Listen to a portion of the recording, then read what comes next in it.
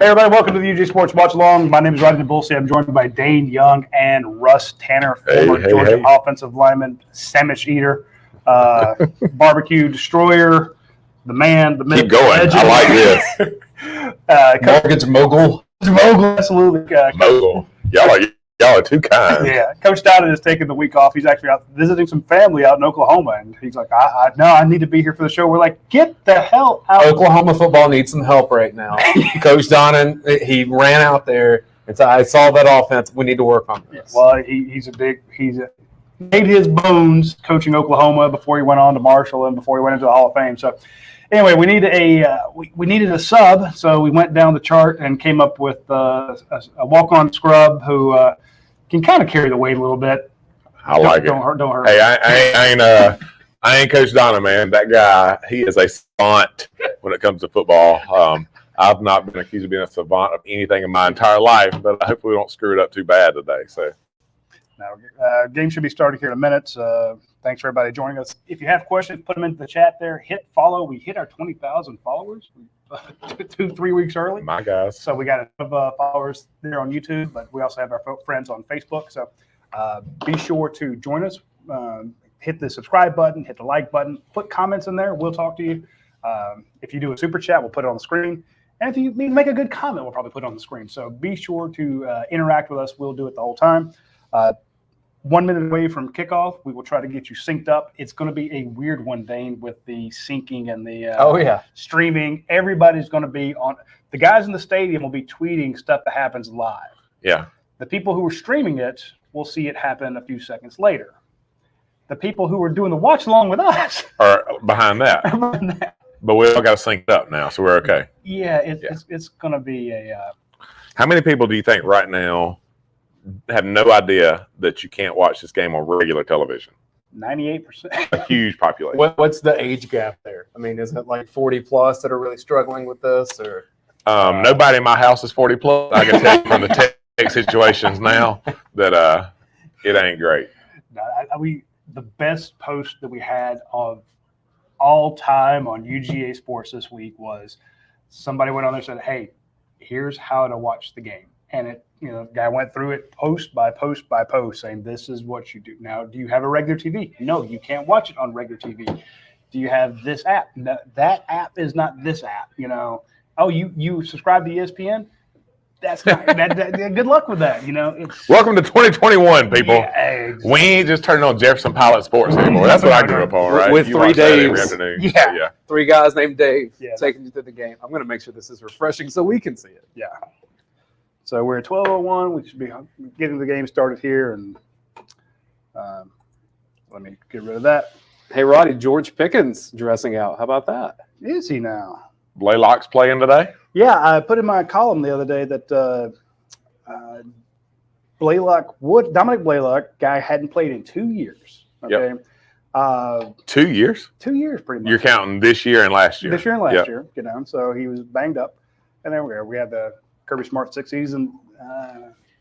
For folks that are kind of wondering where we are, we can't show you the game. We'd love to show you the game. We can't show you the game. Not unless Russ wants to pay more money. Yeah, the minute we show you the game, then all of a sudden they kick us off the air. So that's just how it goes. But Dominic Blaylock would have played last week, which would have been nice to have him against Tennessee. But he had the flu, and a lot of other guys have had the flu this week. It's going to be a weird offensive line situation. Weird. Some of the players lined up. It's going to be odd.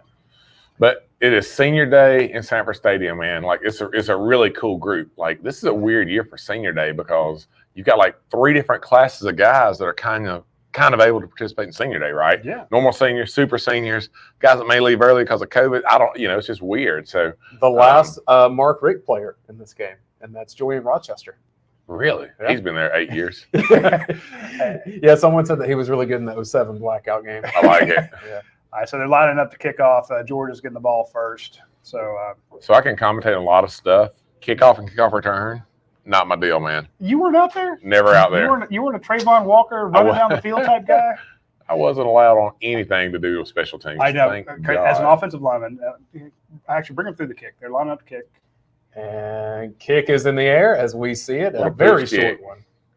and actually going to man. Let that go to bounds. That was. So McIntosh fielded it right there on the 18, man. Like, you got to know in that situation, either let it go out of bounds or go ahead and fair catch that. If you fair catch, you get the ball up on the 25. But that's what Kiera's telling him. Kiera's just like, you dumbass. I mean, his toes are on the line right there. So ball out of bounds, that's on the 35. Come on, man. Yeah, situational awareness. So a lot of stuff like that, by the way, is stuff that Kirby will be on people about in the game today. Like, they're looking for a reason to chew somebody's butt when you play a game like Charleston Southern.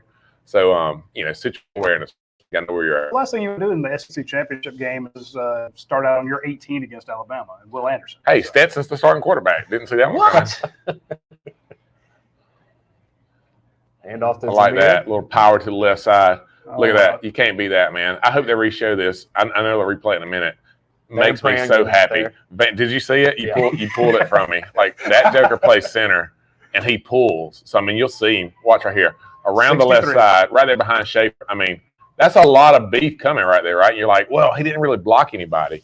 He's in the way, man. Yeah. Like, if a guy that big is moving that fast, defensive players are backing up, and all of a sudden you're busting big plays in the run game. Hey, give Brock Bowers, 19, the tight end, credit for that block too. This is going to get rough. I just saw Darnell block someone off the screen. It's going to get rough. When you see Jermaine Burton blocking people 8 yards downfield against Charleston Southern, you know things are going well for you. So, 14-12, 14-11. For people trying to sync it up, it's 14-09, 14-08, 14-07. That's what we see on the play clock. We'll call that out throughout the game so that you can sync up. Pause your TV, fast forward your TV to get caught up with us so that Russ's insights are on time. So a little in front there, and this is interesting because Charleston Southern is not loading the box against Georgia. So this is going to be a run day right here. There's just too much opportunity for Georgia to push them. They've got guys back trying not to give up the big play. Maybe that's their fault. Well, Arkansas did. Yeah, but I mean, you're just giving them opportunity there, and all of a sudden you're saying James Cook, the first guy that has an opportunity to make contact with him is a linebacker, 4-yard line of scrimmage. Like, that's not a recipe for success with these type of talented running backs. And that's exactly what Georgia wants. And you don't. And here's the people say, well, Stetson doesn't throw the ball enough. Why would you? Why? Yeah. Why? Okay, now they're bringing some guys up. 3 tight ends up to the top up there. Call this 13 personnel, 1 back, 3 tight ends. Got a little play action. It's going to go long for one of them. Oh, my goodness. Was that tip? That was tip ball. Had to be. Interception for Stetson Bennett. Charleston Southern gets the ball. I'd like to see where this gets tipped. I mean, it was right at the line of scrimmage. Well, he has not had a ton of those this season. That's everyone was saying that they would have a lot more, but every once in a while you get them tipped. Great job there by the. This guy got his hand up, man. Like, that's on the offensive line, believe it or not. Like, you've got to have your hands in that guy's chest, and when he goes to put his hand up in the air, you've got to try to put him flat on his back and just take care of business. But not the best way to start. No, especially when you're moving out. Again, why would you throw it when you're running the ball? I mean, I get it in that particular play, but people say, well, you need to throw it more. So Georgia has 5 guys in the box right here to stop it. And they're probably going to do it. Southern's throwing the ball. Just a little quick hit outside, incomplete. Look at that. Robert Beal out there in the flats in pass pro. Like, it's nuts, man. Like, the amount of linebacker, the amount of flexibility that these athletes have. Like, there's so much that separates this defense from others, but their ability to play multiple facets of the defensive front is crazy. Quay Walker's blitzing now. He's on the line of scrimmage down low. And they were running that 3 linebacker set. We saw that last week, and you could see Walker, Channing Tindall, Nakobe Dean on the line coming up, basically taking that Adam Anderson spot. See, there's Trayvon Walker out right there. So your defensive end out there. Defensive end out there covering. So Georgia's running zone defense right here, which is not normal for us. We run a lot of man-to-man stuff. So they're playing zone right here because Charleston Southern is trying to spread everybody out. Yeah. They're trying to make it easier on the quarterback by just saying they're trying to make it easy for him to identify where the ball's going right there. So they spread them all out. So we're just playing a little easy zone defense, keeping it in front of us, and now you're 3rd and 10. And here comes Jalen Carter. He's going to. Kendall's rushing up top. Be so fast. Oh, they're bringing the heat. Picked up nicely by Southern. Oh, go get it, baby. Who was that? Brini. He was baiting him into that throw. You notice he's just playing off. He's like, yeah, you got it. You can throw it to him. He'll catch it. We wanted a pick 6. He definitely wanted it there. Hey, Charleston Southern picked up that blitz nicely, though. Oh, go get it, Brainy. Yeah, I mean, he's a split second from 6 the other way. He had it. He knows it too. These games right here, by the way, are the ones where you finally set up to see a guy like Karis Jackson take one to the house on a punt return. Yeah. So wouldn't be surprised. And we are not going after it. They're not. Ooh. Hey, Sheesh. give him credit for that one. Don't know which way the wind was blowing, but Boom. he killed. That's what you normally get when Georgia punts. It's like, hey, we're going to change the field position on you right now. So basically, you start all over again.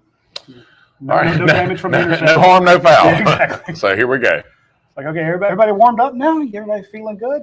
So On that first play as a center, do you like getting out on the edge and where you're not going to be like crashing immediately into someone, or would you rather stay kind of in your lane? I mean, it depends on who you're going after, right? I mean, it's fun to be able to look athletic and pull outside, but a lot of times, like, not much can make you look dumber as an offensive lineman than being out there in open space trying to hit a little fast guy. Yeah. Like, they see you coming. Like, you're not sneaking up on anybody. Like, we're not running like this, like turn down sideways. Yeah. Ooh, ooh, ooh. There's nothing sneaky about that. No, but it's usually with that, though, what's cool to watch and know is it's usually at center's discretion if he's pulling or not right there. So he may not necessarily be. Wait, so he gets to decide? A lot of times he does. Really? Depending on who his assignment is. And I'm sure they have plays where he automatically pulls. Yeah. But he's probably going for the mic or something right there. If that guy shaded to the left, like that's a really hard block to get up through the line of scrimmage and cut him off. So if you think you can get out and get around right there, go for it. So what we got going on here? Hey, you got to credit Josh from Classic City Eats. Loaded jalapeno nachos. Sorry. Yeah, we're good with that. Look Look at at him script right there. Looking nice. I I really hope my wife has not figured out how to stream this by now. I see you there. Awesome. We are not too proud to eat on air, I promise you that. No. Is that allowed? Like, I don't know what's allowed and what's not in this situation. You are not allowed to eat on air. Being that we are broadcast veterans, we get to eat. We're you get to watch us eat. I feel like it should be the other way around. Like, I don't know what I'm doing, so I should be able to do what I want to do and say what I want to say. You are most welcome to do that. And shout out to our sponsors, Bud Light Seltzer, and the folks over at Leon Farmer. I actually have Leon Farmer's book here. I have this Bud Light Seltzer sign. There you go. Want to mention that for anybody that wants to swing by Leon Farmer up there off of 441, Leon Farmer Distributing.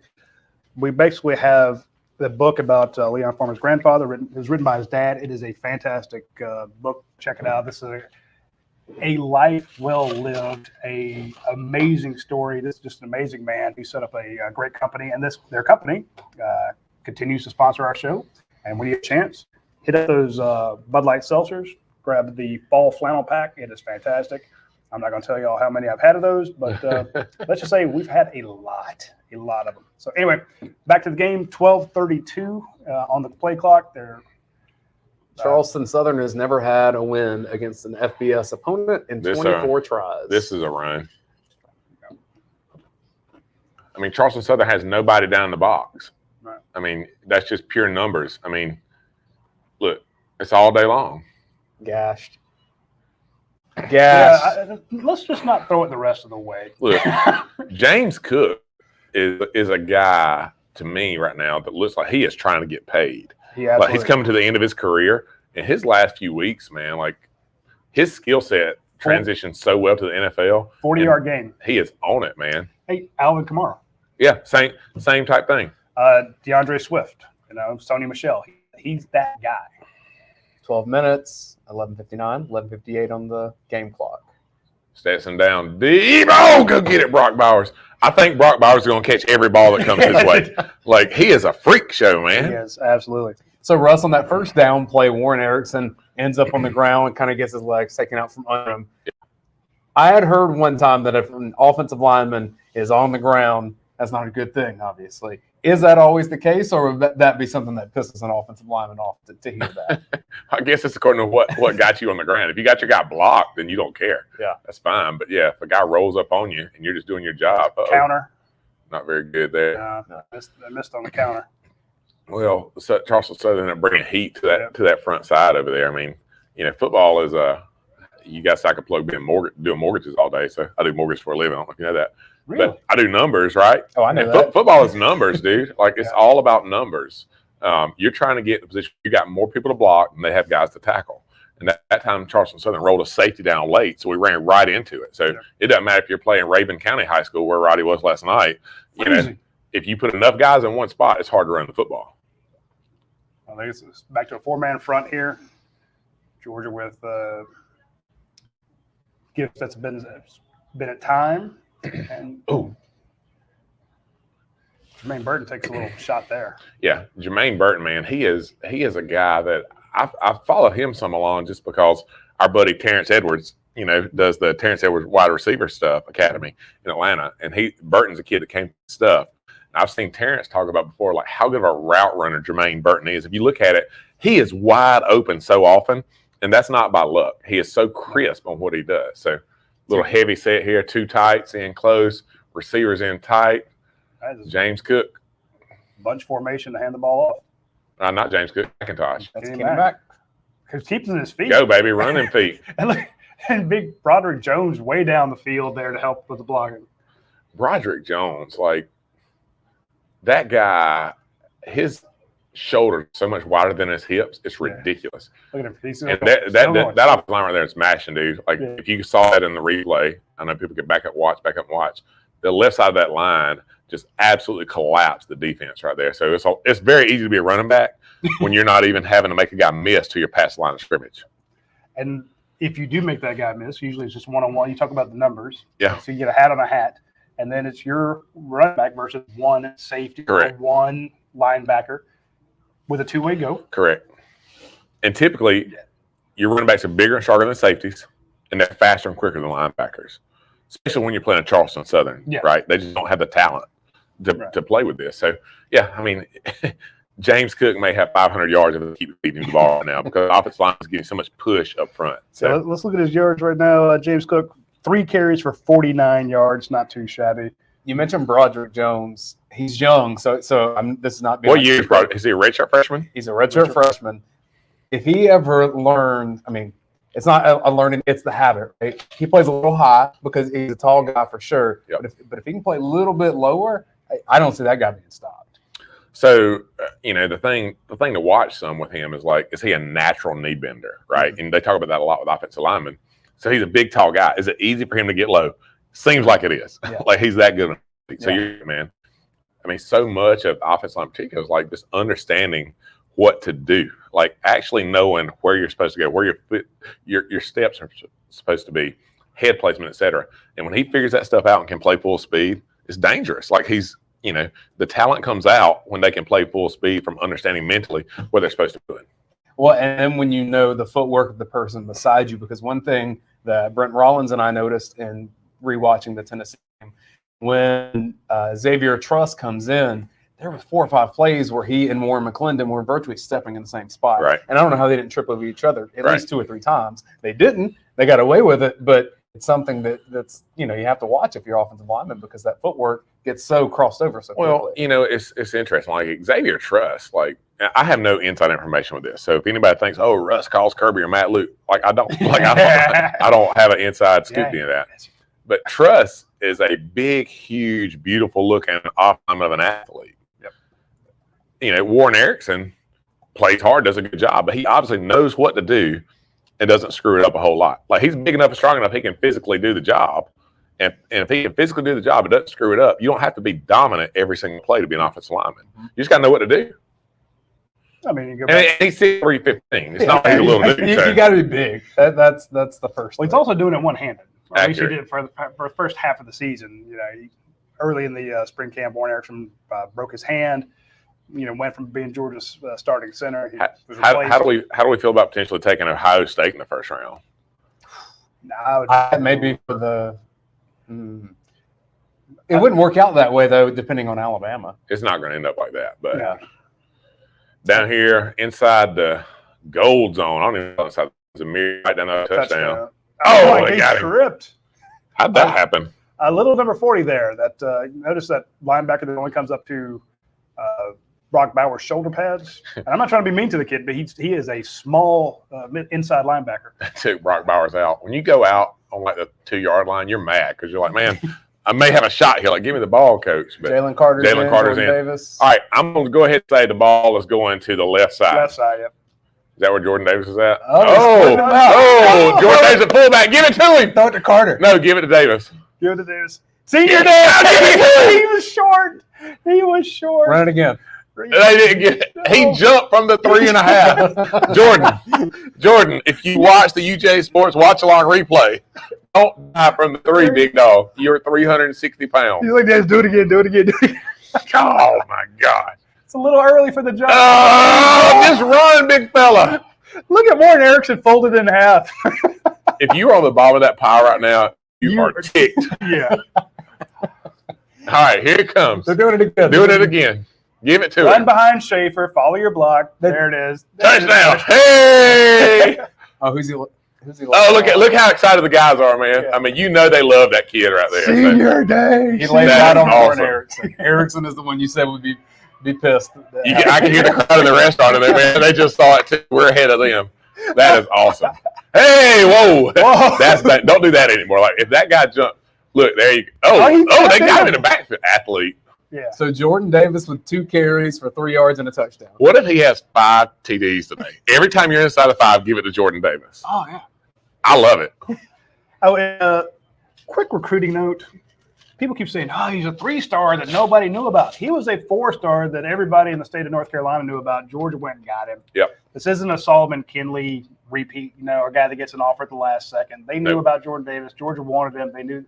They saw him playing basketball. They saw what a talent he was. And Kirby goes after athletes. So, Radi, you guys are obviously correct me if I'm wrong here, obviously Georgia football is it, but like recruiting is one of the biggest pieces of what you do for a living, right? Absolutely. So how often do you see a guy, when the rankings really come out? Sophomore year?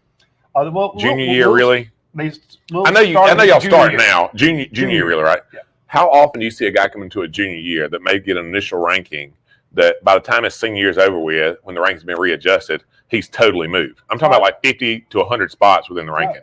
Every day.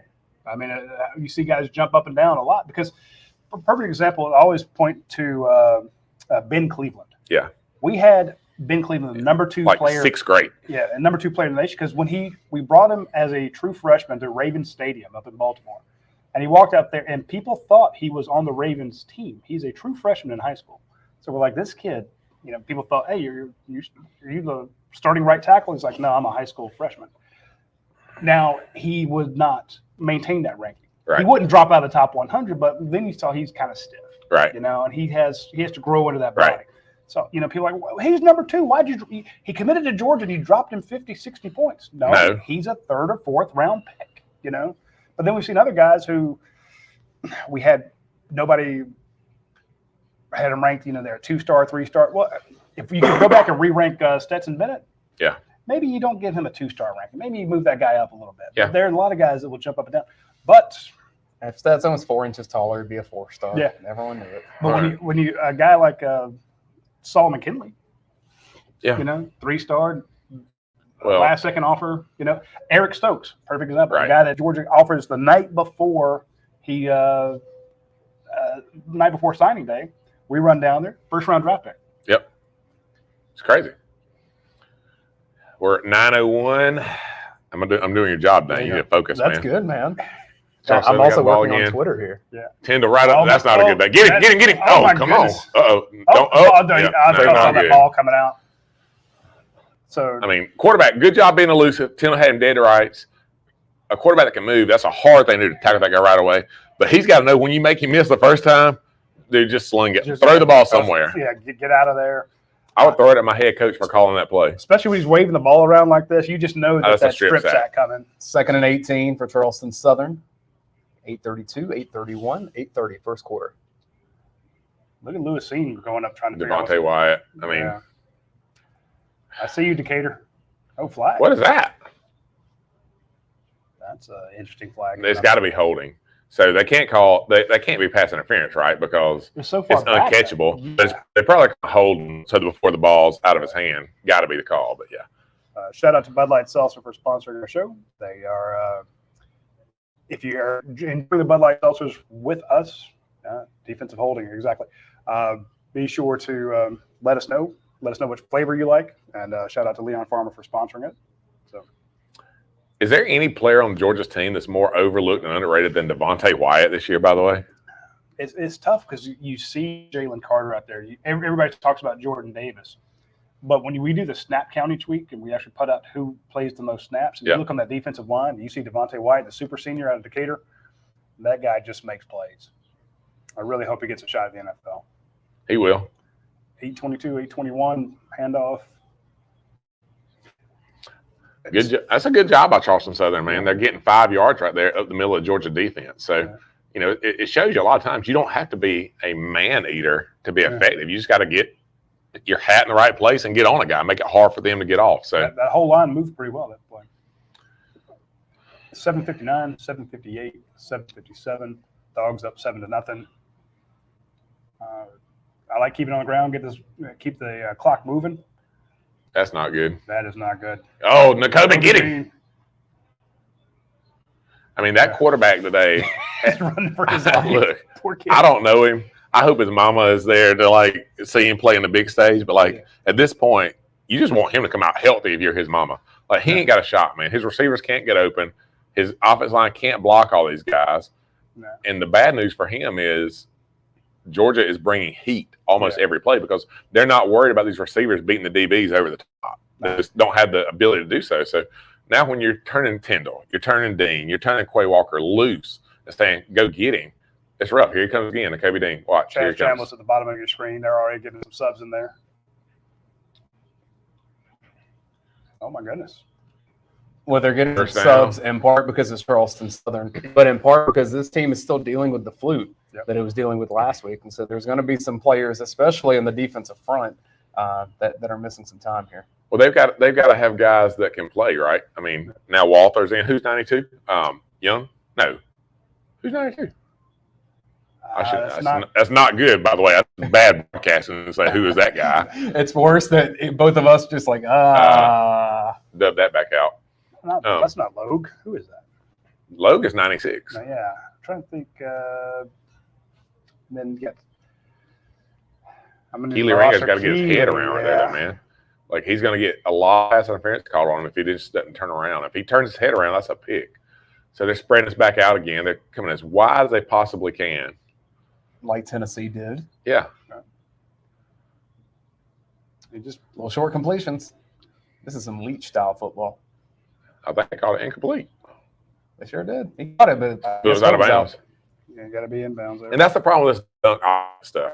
Like, if you complete every pass for 3 or 4 yards, you can move it. But when one play goes negative, now you're Julian Rochester. Really? That's why I was going Julian's 5. That's not his guy. Ringo's 5 now, though. Yeah, but see, in my head, Julian. That's why I messed this up. So I'm like 90. We get credit for that. And I'm like 91 is Mitchell. I mean, I love this, man. Channing Tindall's down here on the bottom side rush, and it's straight speed rush. I guarantee you. I mean, he's left tackle. The left tackle's like, I gotta get my hands on you. Oh, I mean, there it is. He has no shot. Robert Beal's on the other side. Tindall's on this side. That's like an old-fashioned pincher movement in a World War II thing. You know, we're coming from both sides. Well, and you look at it, and you're like, well, he just ran into him. Those tackles have to kick back so far to account for the speed coming off the edge. By the time they kick back, the pocket squeezes. There's nowhere for that guy to go unless the ball comes out perfectly in rhythm with a guy wide open. It's a sack. Yep. So, kick slide. Return. Oh, that one's kind of punt is away, and it's going to be short and out of bounds. Like that. Yep. So, all right, who's your money on for the next one? For the next what? For next TD. Who's my money on? Yeah, Jalen Carter, obviously. No, this is gonna be a 20+ yard touchdown. Yeah, that's what I'm thinking. McConkey. McConkey, that's a good call. I'm going Darnell, man. Like we hadn't seen that big, You're gonna try Brock Bowers again. Brock Bowers, always a safe bet, by the way. So it's obviously gonna be John Fitzpatrick. Well, I mean, your leading scorer today is a defensive lineman, so you never know. He has more carries than Kenny McIntosh, right? Well, the truth of what you're going to see right here is with what Charleston Southern's doing on offense, Georgia's going to keep running the ball up the middle. Yeah. And they're going to keep getting 8, 10, 15 yards a pop.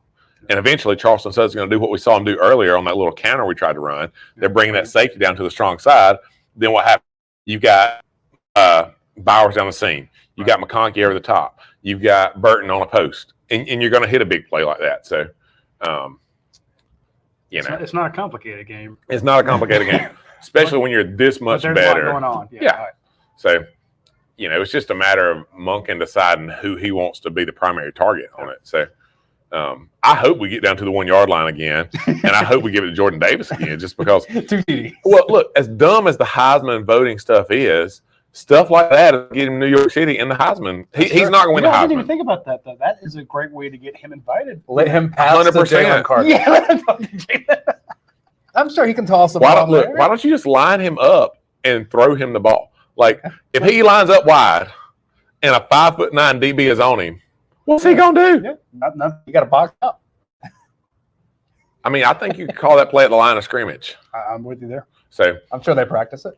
but seriously, that shows you the absurdity of how the Heisman stuff is handled and taken care of. If he was to come out of the day with 3 or 4 touchdowns, that would be the biggest headline of Georgia football weekend. Not even close. Oh, by far. And it's a dumb play just done to give him a bone for being a great dude that's been a great part of the program. But it's a knee-jerk reaction when people say the Heisman. It's just got into people's heads. They don't go by the definition anymore. They go by the who's offensive player. Correct. Not, they're like, so who's the quarterback we're supposed to give it to? Who's the running back we're supposed to give it to? It's a muscle memory when it comes to voting. And it's not even. Let me go look at the stats. Right. So you can have a guy on a team that's losing a lot, but he's got a great stat line. Let's go with him. It's not a stat award, but it's turned into that. After year after year. It's turned into that. Yeah. So You said it's not a stat award, and I put up the stat sheet right at the there you go. That's some good producing. That's stellar producing there. All right. So who's being interviewed? Brian Snicker. He was at the UGA basketball game last night, by the way. And there's Bubba Watson. Bubba. Bubba's going to photobomb the interview. Bubba, what are you doing, man? Come on, Bubba. Bubba's like, He knows what he's doing. But his camouflage. Yeah, he's absolutely photobomb. Love having Bubba Watson there, good representative of the University of Georgia, and love having Brian Snicker there. Congratulations to him. That's a guy that's rid of the Atlanta sports curse. It is. And now Except for the Falcons. There are are some things that cannot be. Don't bring that kind of stuff up on the show today, Dayne. A.D. Mitchell at the bottom of your screen there. It's 6:28 on the clock. I didn't tell you this when you were doing my mortgage, but if I had to pick an allegiance, I'd actually pick the Saints because of the Keep an eye on Kyrus Jackson. Stetson Bennett tosses to Kyrus Jackson, incomplete. Radi with the call right there. I mean, it was saying there was nobody on him. So, but it's interesting. Like that play right there, by the way, to talk about like why people get mad saying why Stetson the quarterback. That's the reason right there. Yeah. You're throwing a deep out there, and the ball just doesn't quite get there. But I mean, you've got your out. Like, what's your trade-off going to be? I mean, can JT Daniels make a throw that Stetson can't make? Absolutely. Does Stetson make throws with his legs that JT's never going to make? 100%. Yeah. So you've got to give and a take with the talent level there. And obviously, the staff has decided that the dimension that Stetson adds to the game, his ability to scramble, to make a play, to run that little read option where he can pull it and keep that backside defensive end honest, is worth it for him. So, yeah, 3rd and 5. It could be like a 51-49%. Yeah. This guy it's not a big look. Exactly. Fraction better. And when right here. 5:48, 5:47, first quarter. It's a pass.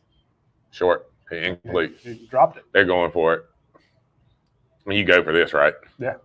It would be like a 52-yard field goal, so you're not going to No. You're not going to kick it. You're definitely not going to punt it. Nope.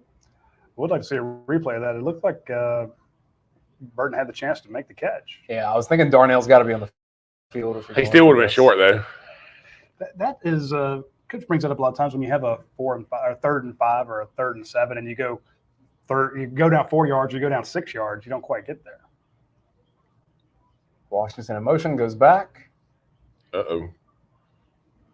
You got it. Ooh, I thought that was dead on arrival, and it it turned into a touchdown. That is a Charleston Southern special touchdown right there. I mean, he should have been stopped short of the first down, but he's just bigger, faster, stronger than anybody they have on defense and just outran anybody. Kenny McIntosh around the left side. Let's go, Stet. What a throw by Stetson Bennett. Look at this. A little flip. And he gets credit for it. It was so accurate. Look, all joking aside, it is accurate. Like he caught it full speed. I mean, and Darnell Washington, like he is unfair, man. Like he mashes people on the outside. So, yeah, Kenny Mack. That's going to be another guy I call right now that has a really good pro career, by the way, just from a skill set. He can do so much for you. Well, I always point back when DeAndre Swift got to Georgia, you had Nick Chubb and Sonny Michel. They could not keep DeAndre Swift off the field. They put him into the rotation when you didn't need to. It's like, look, Sonny isn't getting tired, Nick isn't getting tired, but you bring him on there and it's not like he did anything different that Sonny Michel would do. It's just he's really talented. Really you good. see him doing it in the NFL. Right now, you've got James Cook, you got Zamir White, and who are you playing? Kenny McIntosh, and if Kendall Milton was healthy, you'd have him out there too. This will be a Dayne Edwards game for sure. Yeah. Second half is Dayne time. Dayne and maybe Savant Clark, both those guys get in there and pick up some yardage. Who will we lose this year? Cook's gone after this year. Zamir White. Got to assume Zamir's gone. I guess he could come back, but he's not. They all could. But they're not. I mean, as a running back in particular, They'll both go. You're not coming back. They both had a decision last year and decided to come back. Yeah. So this is their we come back year. Right. Now go get your money. So they're gone. But, I mean, having if you're going hammer and tong next year with Kendall Milton, Kenny McIntosh. What's the Dayne kid from Edwards, Missouri that's coming in, the freshman who's in the class this year? Mississippi. Branson Robinson. Yeah. You know, and Jordan out of Murfreesboro, Tennessee. I mean, you're going to be reloading there. Our stream is laggy. Oh, can be. Stream is lagging. We try to keep you guys up to date. I figured it out already with Zach Floret in the game, and we'll be honest with you, we don't know right now. So when you're streaming and they're streaming on a stream, ESPN is not our friend today. So They're not. all right, we'll get reset here. In the meantime, I want to mention our friends over at Athens Ford. They are the other sponsor of our show. Without them, we would be in a world of hurt. They have been a great sponsor. They sponsor not only our watch along show, they also sponsor our website and our podcast. So when you catch Coach Donnan on Tuesdays, that's thanks to Athens Ford. And if you read our website, we would not have half the stuff we do without Athens Ford. So shout out to them. When you get a chance, if you go out there and buy a new vehicle from them, they will give a bike to a kid in need in the Athens area. All right, back to the game. 5:26 on the clock. 1st and 10. We obviously kicked off. Charleston Southern's at the 15-yard line. Oh my goodness! You can't bobble against this team. No. And that's Dan Jackson coming in there to light up the receiver. Hey, shout out North Dan Hall. Jackson. Those Hall County boys like to play football.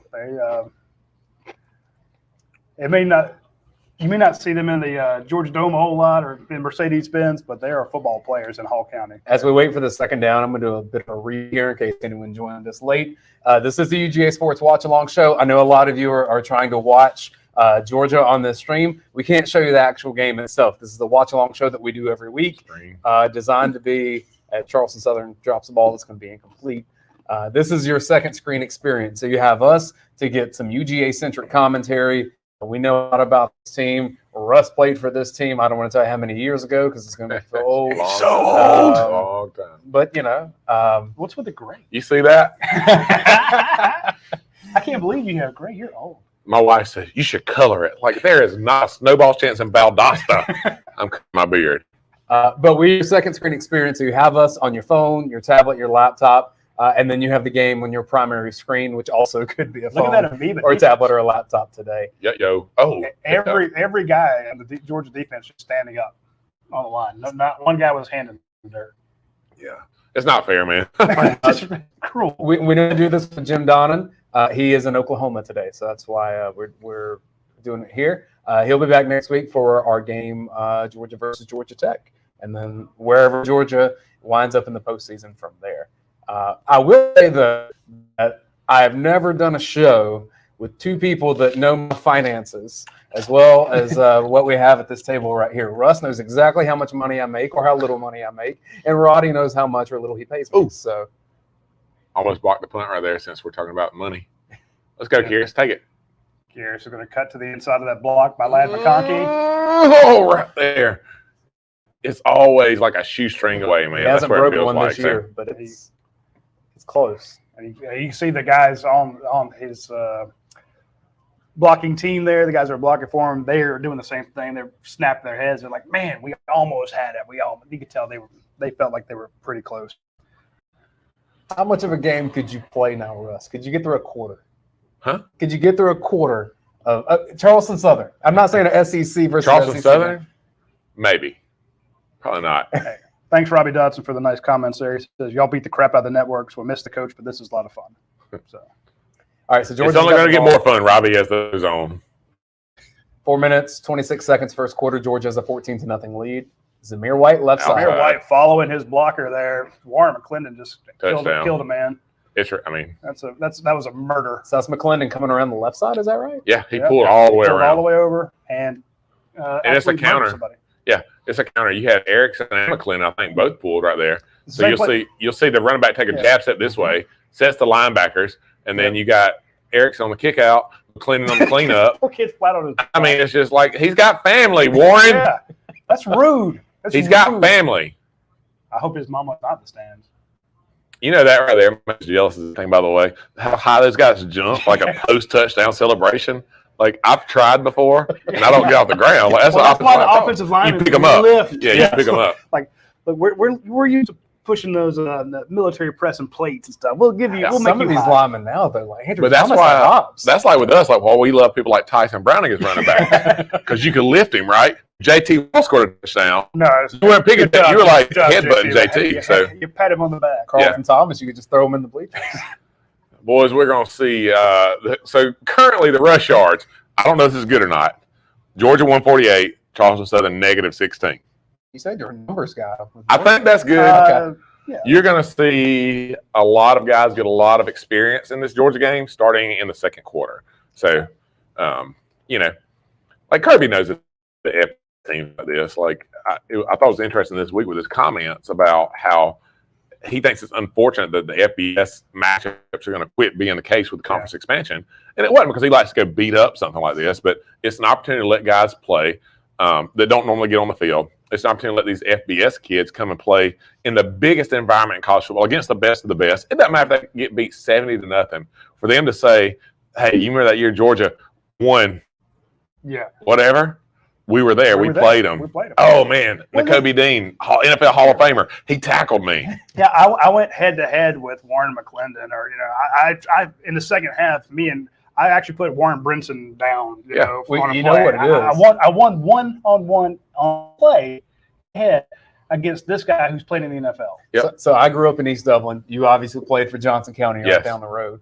We both know that in that part of the state, there are people that claim that they rode Herschel Walker's back to an end zone 100%. and have them then play against them. No, but they just went to school, I guess, around the same time. But there are legitimate people that stuff means a lot to them to say, I was on the field with Herschel Walker at that same time, and it's the same stuff that happens in a game like this. You saw Owen Condon walking on the sideline there. He'll get a chance to get in this game, hopefully. And, Willick and guys like that. There's a lot of 5 different guys in the secondary, freshman secondary players for Georgia who could get a chance in this game. That's the biggest coup of the offseason is Darion King. He's a stud, man.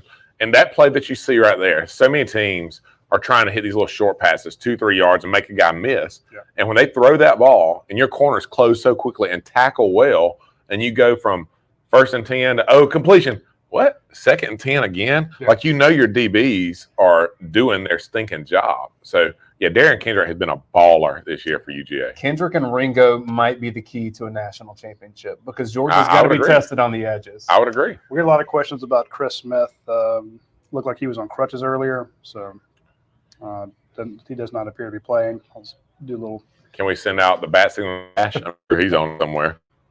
He's up there. He's in the press box at Sanford. 3rd and 9 for Charleston Southern. There's 3:35 left in the first quarter. I always think it's funny when the coach like that put their play sheet in their pocket. Like, you know what? None of this is working. You just call something. See what happens. So if y'all want the scoop on what's up with Chris Smith, I know a lot of people are asking in the comments. He has a knee issue. It's not too bad, but he is out today. Chaz Chambliss in again down here low. Mm-hmm. Get him. Uh-oh. Chaz was in on that last drive. Nice little catch there. Well, I know there's things that we don't like to talk about live anymore, but I mean, with some of the only off-field issues Georgia's had this year, there's a hole they've got to fill. On the football field, there's a hole they've got to fill from that kind of defensive end, outside linebacker position. So you're going to see the Chaz Chamblises, the Mikael Shermans, those guys. You're going to see them play today because there's a really good chance that when we play a real football team in the SEC championship game in a few weeks, that you're going to need those guys to actually be able to make a play for you, or at least step in and not be a liability. So absolutely, nothing prepares you like that, like live action. Even if it's Charleston Southern, you can't get that in practice like you can in a live game. I always say this: when these guys walk out there the first time, the 5 minutes after the game's over, they text me, "Hey, did you get a picture of me?" Yeah. I was on the field. Yeah. I'm like, you're a 5-star. You're going to be on the field for you. A lot, dude. Doesn't matter. Doesn't matter. Doesn't matter. First time they walk out on the field, there's something to that, And so you want that. This is a tripping penalty against Charleston Southern. Tripping. So the old leg whip. Yep. That should be allowed as an offensive lineman, by the way. I know you would. Roddy, did you You hear also the, think holding should be allowed? Yes. Oh, did you hear holding the is pride key. that Russ said in a couple of weeks when Georgia plays a real football team and that Georgia Tech is no longer considered a real football team? Yeah, You I know was the hoping- pride from that over here? Yeah, I caught I that. hope you got the dig. It's a different era, that's for sure. 3rd and 22 quarterback draw or a screen. Yeah, this is 3rd and 22 at the 10-yard line. Don't throw it deep, man. What are you doing? Oh my goodness, It's not going to turn out well for you. See, that is not. He saw Quay Walker and he got down. Yeah, I'm not gonna let Quay take me out. Quay's had a really good second half of the season. He was solid at the beginning too, but isn't a guy like Quay Walker, though, by the way, like a guy that you're just really happy for? I mean, he was a guy that wasn't a huge part of his first year or two, highly recruited kid, and so many kids in the transfer era will leave. They take they grab their baseball, get their lunchbox, and go home. Quay has stuck around, and now he is one of the absolute pillars of defense, man, and like makes plays all over the field, no matter what he's asked to do. So, like, I pull for guys like that, man. The crazy thing is he doesn't show up as big on the stat chart. There it is. There's Go. the seam. There's the seam. there's the punt return for Kyrus Jackson. No, don't let that. Oh man, He gets to the you can't get 22-yard tripped by line. number 0. He knows it. You see it? Like, that's what he said. He's so mad. I can't tell y'all right now what he actually said to his players and what they said to him because this is a family show. But probably something like Kirby said in that Maybe worse than that. released audio. You can't get tripped by number 0. Look at him. Hey, give the punter credit, man. Yeah. I guess that's a punter. There you go. There's the play that you get to say, I made a tackle in Yeah. Sanford Stadium. Oh, Why yeah, not? A punter for the rest of when his he's life. catching touchdowns in the pros, you're like, I tackled his ass. Yeah. All right, over under 5 plays to score. Under. Under. Dang. I'll go under. Under. All right. I may say 1 based on the way this line of scrimmage has been moving. James Cook's back in. Brock Bauer split up top. I mean, that's a mismatch up there. He's either blocking the guy, which is a total mismatch, or he's just going to run into him and box him out. So, or run a reverse. All the linebackers came Stetson up. not blocking anybody. Uh-oh. Well, I got mean, some that's Brock Bowers on the end that's around. 2/3. Didn't he play some running back in high school? He played everything in high school. Bowers did? Mhm. That's so unfair, man. When you're pulling guards to the left side and then running reverse the other way. Who was that Jackson's got to blocking? find someone to. Jalen Johnson was blocking down here, but Marcus Rosemary Jackson's got to find got a hat. Mm. All right, first and goal at the 5-yard line, 4-yard line. 146, 145, 144, 143. This should be a 142. pass. There's 8 guys in the box. Maybe you don't care because Charleston Southern's not going to stop you, but I mean, Go. you got 8 guys go in the up top box. to McConkey. I hit McConkey in the slot. No, they just decided they wanted to let him have the touchdown. They just said It's Bowers, you can't crazy. stop that I mean- guy. Touchdown, Georgia. I mean, you look at that, right? Like, that's probably – they may have a run play call He right should there have been tackled. twice. I'm just saying. Yeah. He's a freak show, man. He is. Like, he really is. But, I mean, Stetson just looks around the field like, okay, I've got a thoroughbred out there One with a missed tackle, Shetland pony two missed trying to tackles. guard him. No disrespect to the guy. No disrespect to the Charleston Southern guy. But like, he can't run with him. Shit, I say some things where I'm like, I don't feel great about No, that. that's- Like, I don't feel great about that. But, I mean, so it was 2 plays. 2 plays. I called the over under 5. Yeah. Dang it. You didn't do a good job of setting the spread there. No. Yeah. See, that's why they don't let you in Vegas. Are we going to see JT throw the ball some start the second quarter? I would believe that's likely. I think you'll see him throw the ball some. Like, I think Kirby knows, like, Well, going He needs to throw the ball. – he needs to throw the ball some. Yeah. And, Well, and you have receivers that need to be on the other end of that too. Guys like Burton that need to keep getting these game runs. Yeah. So it, and Yeah, look, the ball a lot of Jackson people have said this year that they think that, you know, that JT wasn't really hurt that much. I can tell you from talking to guys around the program, like he was legitimately hurt for a while with a lat. For those of you guys who don't know what a muscle is, that's that one right there. And if that's on your throwing side, when it's on your throwing side, it kind of messes up your mechanics. So, I think he needs to get in there and have confidence throwing the ball against live competition to see, because there's a really good chance you're going to need him at some point over this next 2 months for you. Absolutely. To make a play. Well, especially when you're going to let Stetson Bennett run around. He's going to pull it, he's doing read options, bootlegs, naked boots, stuff like that.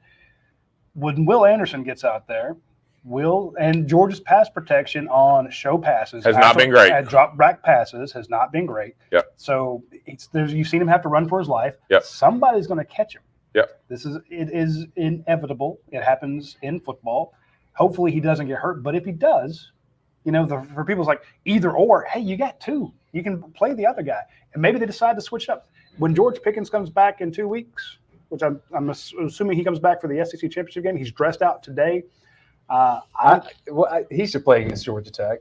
Yeah, we know he's got a little fight. You want to see him throw somebody through a wall That's again. exactly what I want But I'm just saying, when you get him back and you see Keir Jackson 100% healthy, who hasn't been healthy most of the year, Jermaine Burton's back out there. Now all of a sudden you've got those targets. You got weapons again. Yeah, weapons again, which you haven't had this year. Yep. Now you can bring in your gunner quarterback, the guy with the big arm, and you start flinging the ball around quickly.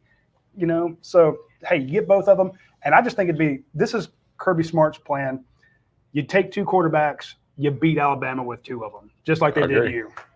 Minute 29 on the clock. 1st and 10 for Charleston Southern, 25-yard line. That's not good. Incomplete pass.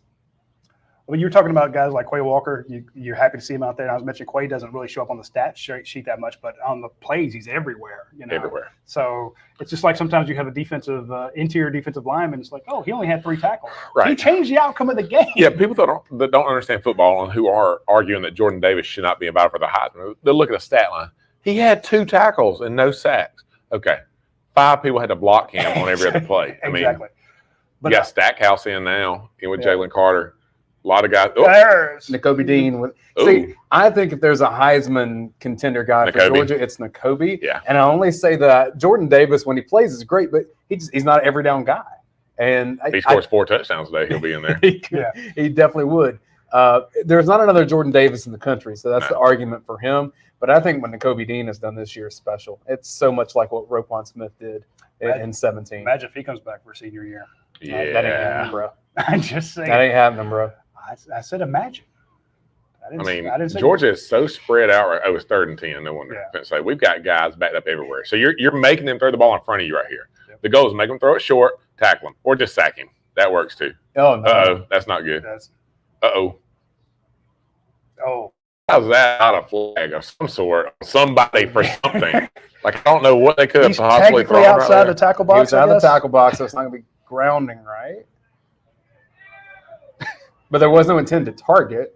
Who's not Warren Brinson. Look at him. Mentioned earlier. He looks good, man. Yeah. Oh, he caught it a little bit right there. See, again, Quay Walker. Back there. But that won't show up on the stat sheet, But he made the quarterback throw the ball away on 3rd and 10. But again, you mentioned him. I also want to mention some other guys on the defense. Chris Smith, who we mentioned earlier, has a knee issue. He's not playing today. He's going to be fine, but he's just not in there today. So he'll be okay. And Latavius Brini, guys that, like the William Pooles of the world, that you didn't see in that first year, second year, but in year 3, 4, they come on and make your squad better. Some guys, I don't call him a late bloomer. That's not fair. Wrong way, Kyrus. Yeah, he's really wanting it. He's not fair catching another ball today, just so you know. He just ran like a mile to gain 4 yards. He's not going to get to catch another ball today. They're going to pull him. Yes. Because you just don't want to take a chance on him getting hurt. You need him. But I've been talking about these guys that in the era of the transfer portal that could have gone away but decided to stay and get their playing time, whether it be a Smith or a Brini. There's a ton of examples. I was thinking about this the other day, and I know Jermaine Johnson has had a tremendous season at Florida State and might find himself to be like a first-round draft pick. With the stuff that's happened at Georgia in the last couple of weeks with Adam Anderson not playing, can you imagine what the spotlight over the next month would have been for Jermaine Johnson? He'd had all the opportunity in the world, man. Yep. Our Major Burns playing at safety. He wanted to go home to Louisiana. Not great. That's a really poor throw. Yeah. Looked like a miss because it wasn't a missed throw necessarily. No, It was like I a miscommunication where he thought the receiver was I going don't to be. think he either. Some just didn't look right that Yes. whole play. Okay. Yeah, Mitchell came back inside. He put it on the sideline for him. So Okay, I was like, that looks like a complete. Is there a chance that he tried to like kind of hold it back a little bit or something? And I mean, he wasn't under pressure. It wasn't that he didn't get his feet set and had a bad throw. I mean, a lot of they're just on a miscommunication there. So 2nd and 10, 44 seconds left. Georgia's up 28-0. Stetson Bennett still in the game. James Cook to his right. You notice they also had a little tackle there. You notice they had at the bottom of the screen, you had Ladd McConkey lined up behind John Fitzpatrick. Yep. And the minute the ball snapped, Ladd turned around, was expecting that little, it's almost a tunnel Ready screen for it. there. So Yep. but they, Could have been RPO. yeah, they say, hey, no, we'll go to the run. Thought they had numbers on the inside there, and it almost did. this got to be a run. Jalen Johnson's in. We always run when he's in. Self-scout, coach. McConkey's down low. Rosemary Jack Saint, top of the screen. Jalen's going to go pick up that outside linebacker. Oh, It's pass. No. uh-oh. Rosemary. Nice. First down. Look, man, Rosemary Jackson and A.D. Mitchell this year have been huge for this team, by the way. In the absence of some of these other guys we're expecting to be studs, they've been absolutely huge. So, first quarter's over, 28-0 Dogs. Looks like the 11th time this year there'll be no drama. Take half of a football game. Felt like I did that like we're going to break, by the way. Like Yeah, that works. I felt pretty good about No it. breaks on the internet. No breaks on the internet. Let's see. Has anybody seen Don Blaylock in the game yet? No. He has not played. Come on. Ohio State 21-0 in the first quarter against Michigan Ooh. State. So the Fighting Mel Tuckers may find their postseason hopes ending unless something crazy happens in this game. It's not. No. They don't. They don't. have to They're not worry. explosive. They're not explosive, man. And that Like, was the They had to win 20-18 or something. yeah. There were the knock on Michigan State was they had not played anybody good, Right. You know, and then everyone thought that they were just going to get boat raced by Michigan, and they actually they beat Michigan, right? wound up winning that one. So they're like, oh no, they're for real. No, they still really hadn't played. They played one good team, you know. Yep. And now Ohio State, and we were talking earlier about the playoff situation. The team that worries me is, you know, from a Georgia matchup standpoint right now is Ohio State. Yeah. You know, I'm not worried about. I'm not worried about Alabama. You know, You said you're not worried about I'm not Alabama? worried about Alabama like I am Ohio State. Huh. I think you can beat Alabama. I just no, I know, I get it. I'm just saying, to me though, that If Saban wasn't Bama's coach, I would feel differently that's fair. That's from fair. their roster standpoint. I would feel different. Yeah. They're not as talented this year exactly. as they have been in years. That's not top to bottom. I don't think their play calling is good But either. Saban Bill is O'Brien. there, though, man. Saban, Like, Saban, and again, you haven't beat them, and you can't automatically assume that. I'm just saying, you're going to get a chance to face them Yeah. in 2 weeks. They're going to win today. They'll Two- beat Arkansas. Is it because that game, at least for Georgia's playoff chances, likely doesn't matter as much because Georgia's going to be in either way? That's a good part of it. But to me, I'm thinking, you know, and you still want the 1 seed, though, if you're Georgia. You want to be the highest rated guy because you pick where you play. yeah. So And then you want Cincinnati. 100%. right. Which is it's crazy, by the way. Like we live in a world of overreaction and hand wringing. Right. That's what Yeah. everybody does all the time. With the playoff community, we get so mad about it. Like there's people crying to bring back the BCS for, ridiculous. Let it play out for just a minute and see what happens. I mean, there's so much that's going to happen between now and when the final playoff rankings come out, or they actually announce the playoffs. You got this week, next week, conference championship games. There's so many matchups that are going to shape how that looks. The committee typically gets it right. We like to fuss, like to argue, like to say something's not exactly what it should be, but they typically get it right. Well, and this year, I mean, there's so many flawed teams. So it's not like there's going to be a team that got left out that's like, oh, they absolutely should have been in there. No, every team other than Georgia right now has something on their resume that's flawed. 100%. I'm making sure that he turned his mic off over here as he got his phone call. Had a little phone call. Maybe Yeah. we got some breaking news coming in. I like that. Could be. But, I think what he was talking about, we're watching Ohio State on another TV where we're at. Like, there's not but 2 or 3 teams in the country that can physically match up with Georgia, that has a shot to beat them. Alabama's won. Ohio State's State's won. After that, I don't know. Now, I'm not saying nobody else could beat Georgia, but for anybody else to beat Georgia, they've got to turn the ball over. Mm-hmm. They've got to have special teams issues. They've got to mess up. Yeah. They're not going to be able to physically line up and get beat by very many teams. So if Georgia plays an average game for them, they're going to beat every team they play. just personnel-wise, other than maybe Bama and Ohio State. They're the only ones that can match up. There's 5 or 10 teams that can beat them. I'm not saying that. Yeah. But I think to Radi's point, like Ohio State is one of the few teams that has a roster top to bottom that can give Georgia a problem. After a fresh Reset us you're again. going to be people can hear me as I walk around. But All right, you're boys and girls, the Russ Tanner show, everyone. we're here. Russ Tanner. I have no idea what to do with my hands or my face right now. So you're here. Send in I don't even know how to check the chat. You can text me, Facebook me. I don't know what to do. But we're go going to to have our stream reset. That's how AthensLender.com, BOE Mortgage. I've got a sweet hat that I bought in Texas that says, support your local pitmaster. I love barbecue, by the way. And so I'm not just being invite me over. We're back. My man got us going on. I'm not just being nice to Russ when I say go to AthensLender.com So- because I've done it twice. It's my mortgage.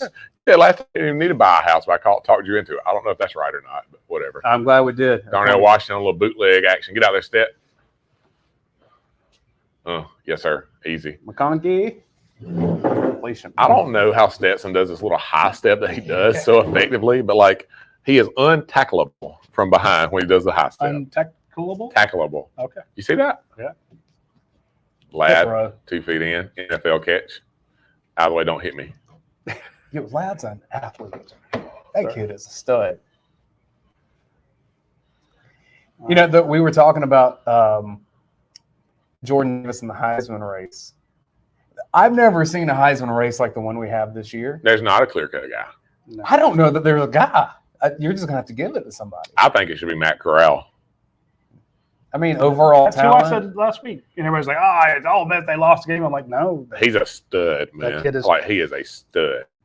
We had him come to some of the 5-star camps. You know, we had him at the Rivals 5-star camps. The kid he's lights out. He had committed to Florida, right? Yes, sir. But flipped to Ole Miss at the end. Georgia was after him really hard. Yeah. You know, Who was but the other guy? Who did we take that year? I think the same year you took Jeff Fields. Was it Fields? Yeah. Okay.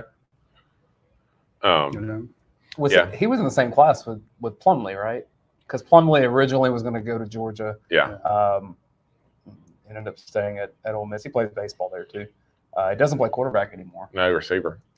So this is going to be a targeting penalty. At least that's called on the field. They're reviewing it now against Charleston Southern. I can already tell you. Well, they cut us off. They went to commercial instead of showing us the replay. Like so much what they do with targeting now, that rule has got to be changed in college football. I'm with you. I mean, if you want to say there's an ejection for an egregious hit, you're leaving room for interpretation there, which is dangerous with officials. But if a guy's going, if a receiver's coming to catch the ball and a guy goes just straight missile at the top of the helmet right in the face, kick him out. Basically like spearing when If you when spear, I played. Yeah. right. If they do what Steve Atwater used to do back in the day, Broncos, Right. if they do that, okay. But otherwise, like if this kid right here, Yeah, the hand comes up and barely touches the helmet. Like, targeting. Get this out of kid here. gets ejected for targeting right here, where he's going into a pile with a running back going forward, trying to just get him on the ground. Like, you're taking away, talk about this kid, man. Like, he's never going to have a shot to play like this again. Mm-hmm. They're going to get beat 148-0 the way the game's going on right now. But he's on the field for Charleston Southern. You're going to kick him out because he's jumping in a pile to make a tackle. He's not trying to hurt anybody. Like, throw a personal foul, back him up 10, move it 10, 15 yards, whatever. But don't kick a kid out for that, man. Like, that's not a malicious play. So I hate that rule, by the way. I mean, You said you couldn't use the chat function. Well, here's one from Gurf Dog. Russ is the best, and he needs his own show. Sounds like you need to pay up, right? So you're gonna pay me in pickles and nachos today. hey, Like, dude, I got you chicken tenders. We got you barbecue pork sliders. We got you hot dogs. We know to pay you in meat. it worked. Honestly, like I'm as happy as can be doing that. Is it more than what Logan Booker pays you for your Friday appearances? Yes. Okay, that's what I needed to know. Logan doesn't pay me anything. Exactly, and I wanted to be sure that gets around to him because he's one of my best friends. Logan. I wanted to get it back to Logan that we treat you better than they do, I like that. and we're coming for their territory. I like that. You know, I'm a free agent. We're- Like I can be bought. I can be had very easily. We will poach you with meat. It's like I tell my wife, like I'm not that hard to figure out. Yeah. Like it's not that complicated. It's not that complicated. It's not that complicated a game. Feed So, him meat. Hey Russ, you want to watch football and eat free food? Yes. And so that way, all the money Touchdown Ohio State. again. Yep. geez. 28-0 Ohio State. And the money we're getting from our friends at Athens Ford and Bud Light Seltzer, well, that just lets us buy more seltzer. All right, honestly, Dayne, we could just do that.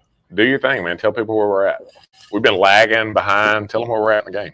We're at 14-21, 14-20, I like that. 14-19. We're in the second quarter. Georgia leads 28-0. Just getting back on the screen here with the ESPN Plus. Dawes got to hunker down one more time. Spencer They're down Bennett to the just pointed out the 21-yard line. Mike linebacker. Two big tight ends. He's got James Cook in the backfield. Oh, he's going to pull it. He's got a guy up top, and he throws it underneath. James Cook's going to make 14 guys miss again. There you go. Down to the 3-yard line. Look at the guy Darnell Washington is blocking. Yeah.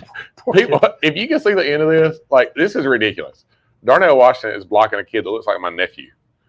Ooh. Is that the targeting call? See, I don't think it's targeting that, man. Like, He led with a shoulder.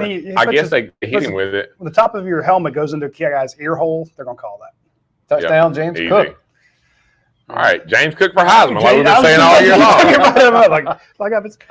So on Tuesday we have our press our show, and we'll go around the table. Coach John and Dayne, mouth-watering player of the week. Who's the guy that you just can't wait to see? And for years I've been going James Cook. James Cook. Last week I'm like Jermaine Burke, because against the previous week he should have had 3 touchdowns. I'm thinking Jermaine Burke's just going to take it to Tennessee. And the one week I don't pick him, he blows up against Tennessee, and we didn't do it this week. But yeah, there's James Cook just going. Now rest him for Alabama. I do think that's probably the last possession that Stetson Bennett plays. Probably the last for Cook and Zamir White as well. I hope it's for all the starters. I mean, some of the linemen it may not be. Well, it's funny. People ask about that. Watching the Tennessee game against Will and hand, and we still got starters in. Like, I think the thing, we've all seen the Kirby halftime speech from a week ago, right? You've seen that. I don't think people understand the mindset that Kirby gets into and gets these guys into for games that are big and that matter. Your Tennessee, Florida's, Auburn, Georgia Tech's of the world. Like, it's not going to be a good week for Georgia Tech next week. I'm telling you that right now. But this game right here, like, he knows at this point, you're at 13-39 in the second quarter. You're up 35-0 against a team that you don't want to embarrass. Like, he has no desire to embarrass Charleston Southern. No. That's not good for anybody. But you can't make them not score. Right. So you're going to score, but at this point, you're just getting your guys out of the game. Yep. You're letting other guys play. I thought it was like a good example. I don't know if you guys remember a guy. He was a walk-on tight end here a few years ago. It was Jack Lunam. Ended up going to the Army when he got done.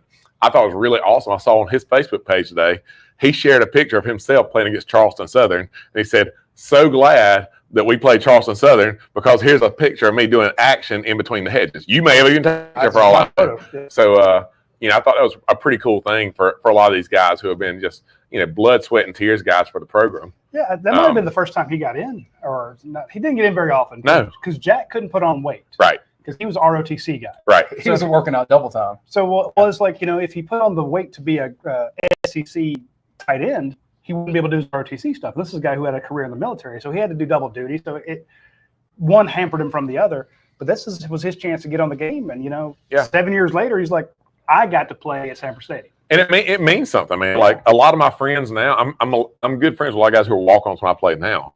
And if you ever talk to them, remember those games they got. It doesn't matter if you're playing Charleston Southern or if you're playing Alabama. You play between the hedges with the red and black on, man. It means something. I've seen. Draw. Yeah, that was that quarterback run. That's what. Retro Raggy. Yeah. There's the play the coaches will seize on and chew out some guys. Yeah. Somebody didn't do a job on the top side. Yep. You can't rush upfield. If you've got a guy that's a quarterback like that, look at it. See right there? Yep. That's a corner blitz. But still, you got to break down, Kendrick. Like, if you're coming right there, like, you've got to know there's a good chance that guy's going to take off running. So break down, make him throw the ball to you. Don't go in like a missile trying to kill him. But, yeah, you're seeing backups in, by the way. Dumas Johnson's in right now. Nazir Stackhouse is in. Chaz Chambliss. So a lot of guys right now are starting to get in the game for Georgia. Smile Monda's out there, too. Quay Walker still in. Pass, double pass. Oh, my God. You got to catch that 33. If you call a double pass, though, your second pass can't be 8 yards down the field. Like, that's you got to go for the jugular on that, Took man. the words like, right out of my mouth. What are we throwing, a 5 yard in on a double pass? He was so far behind the line of scrimmage, and he had to. Yeah, I get it. Interesting play there, but Jack Lunam just bought a new house recently, though. And I saw that too. Did he use Athens lender. He did not use me, but he did use my business partner, Matt Shirley, who's he's an average. Hold out there I guess on he's the edge. average. Well, I get to pick on Jack now too. It's all good. So he did come to our office, which was great. He's from South Carolina. That's all right. He doesn't understand that Middle Georgia stuff. No. So what is how are the interest rates right now for people? Man, they're still solid, man. They've crept a little bit from the bottom, but overall, they're still really, really good. So We hit it at a good time. yes, you did. Hey, because you knew a guy. I did. I appreciate y'all pumping my mortgage stuff, but I'm here for the food and the football. Okay, I'm just curious. just kidding. I I appreciate mean, when it. you're up 35-0, you're gonna. Yeah, we're gonna fill. We got a lot more time to fill. We got a lot more time. Fill it. Ruh-roh. Get him. Pick. Pick, Oh, pick. go get it. Lay out, Jackson. Breeny's another guy, man. Like, he's another guy that, by the way, like, where would Georgia be right now if Breeny was not around? If he'd have transferred a year or two ago? That's my point. I mean- I was saying that's a guy like that had opportunities elsewhere. He Yep. stuck around. Chris Smith, who again, for folks who are asking where's Chris Smith, we reported here on the watch along that he has a knee issue.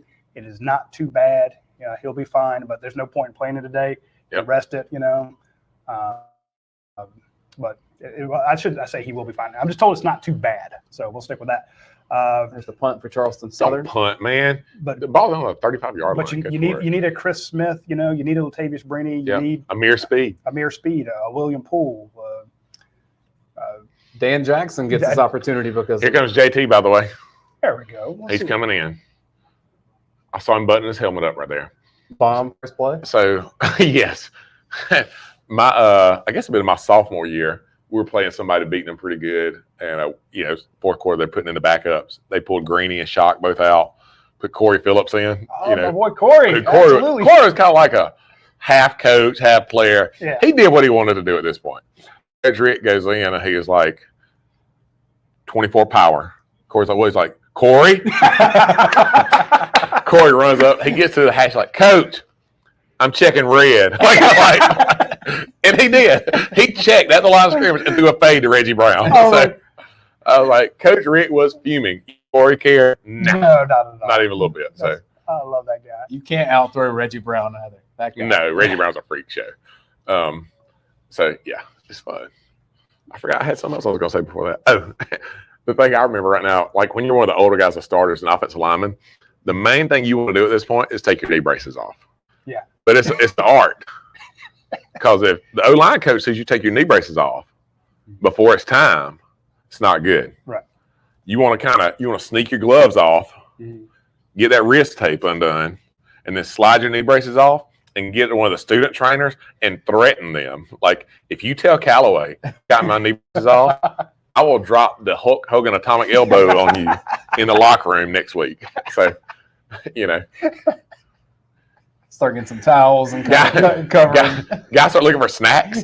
Like, I know you got Do you see the bananas. snacks they have now? No, Oh, it's amazing that when you walk. in game. No, not in game. Just throughout the building. Well, Jordan Davis had those Swedish fish a couple years ago. I'm just saying. Every time we walk into the Butts-Mehre building, Yeah. wherever, it's almost like, how you put out corn for the deer, Yeah. They have these Corn for the deer. bowls or big push carts full of ice and snacks and sandwiches and drinks and stuff like that. I remember we thought it was a big deal to be able to sneak some Powerade, when going out to the field, the two little Powerade machines they had. They've got whole damn snack trays set out for these kids. This is Defensive weird. goals. So this is what Kirby wants the team to have, right? 13 points or less, 3.3 yards of rush or less. And then he's got weird bobbleheads. 5 3 yards passing in the game, 3% on third down. So, dang, that's unbelievable. I mean, it's really unbelievable, by the way, that how I don't think we appreciate how good this defense is yet. Yeah. As much as we're slobbering on them, I don't think we appreciate how historically good they are right now. You're not. And what I put this in my column, there's only 2 guaranteed returners. Yeah. Carter and Carter Ringo. and Ringo. You could have 9 guys leave. Yep. And Now- some of the reserves. And there's like wow. 5 guys who could come back. All right, JT Daniels in. We're in the shotgun. I mean, this sets up for it, and we're going to hand it off. Nope, it is. He did hand it off to Kenny Mack. Kenny Mack. You're going to see right now, by the way, and the Charleston Southern coach gets it too. Like, I think you're going to see JT run the full offense right here. I know there's some backups in, but there's no backups on the offensive line right now. Yeah. You're giving him number 1 reps. This is by design and for a reason. Like, you want him operating the offense full speed. You're not simulating game stuff. You're running real stuff right here against a defense that's trying to hit you. Yeah. You're going to see him run the regular offense probably for 2 or 3 drives. A.D. Mitchell out there, Marcus Risby-Jacksaint, got Bowers and Washington. Zip. Zing. If they replay this, Darnell Washington's open on the outside. That can't be. Well, he runs a wheel kind of behind Brock Bowers. That's my guy. Whatever you said earlier about the guy you want to see break out, by the way, Darnell Washington's the guy that I want to see just I would like to see them come out. him all the time. So, absolutely. All right. Hey, James Cook's in the game. That's good. So he'll get another touchdown here. I'm surprised to see him back out there. I thought they may. I guess if Kendall Milton was around for the game. Xavier Truss is in right now, right Hey, guard. look, So you got 2 backs in, Cook and McIntosh. So again, but you don't know which one's a receiver, which one's a running back. They both can do both. There's your He's bomb. down the field. yeah, get it Just a tick over. right there to Jalen Jackson. Jalen Now, see, that's Jackson? where Johnson. Jalen Johnson. that's Sorry, where Jalen. you wish you had Arian Smith. Right, that's a Now, touchdown. That's it with Arian Smith in there. That's a TD going away. Maybe with Lad McConkey. But again, we talk about the I don't say the rust, and I'm a big. We got to put him in there to knock the rust off. Yeah. I don't like that terminology because when Xavier Truss got in the game a couple weeks ago, first play he runs down the field on a pass play. It's called for a little man downfield. Everyone's yelling at him. Damn offensive lineman, what are you doing, brother? You know the plays. But if a quarterback gets in there and is off on his timing or something, well, he's rusty. Well, no one else gets to be rusty. Right. So if you're a wide receiver who doesn't make a block on the edge, who hardly ever plays, he doesn't get to be rusty. No. So, look, you get in there, your job. Same with any running back, any wide receiver. Touchdown Ohio State, 35-0 early second quarter. Well, So who's going to score more points, Georgia or Ohio State? Georgia. Right now they're tied. But here's the deal with Ohio State. They've got to make a point, and they know it. Like, I'm not a fan of running the score up, but in their game, they've got to make a point. Like, they need to beat the brakes off of Michigan State because if it comes down close to the end of the year, that's something that gets looked at. So they need quality wins because they've Georgia has 3 men in the box. That's what it looks like. Technically 5, but you get the point. So we're in the second quarter, 10:53, 10:50. I thought the clock was going to keep running there. I guess he got out of bounds. There it goes. 10:51, 10:50. Georgia leads 35-0 on Charleston Southern. One way I know this Georgia team has matured this year, by the way, and it all starts at the top with the leadership from down. You don't see the get-back coach much anymore. You do not. Kirby's growing, man. Yeah. Coach Sinclair, his first year or two, man, he had to work biceps all day just to hold Kirby's belt. So, Well, if you think about it, though, what Kirby is huge. He's out of bounds.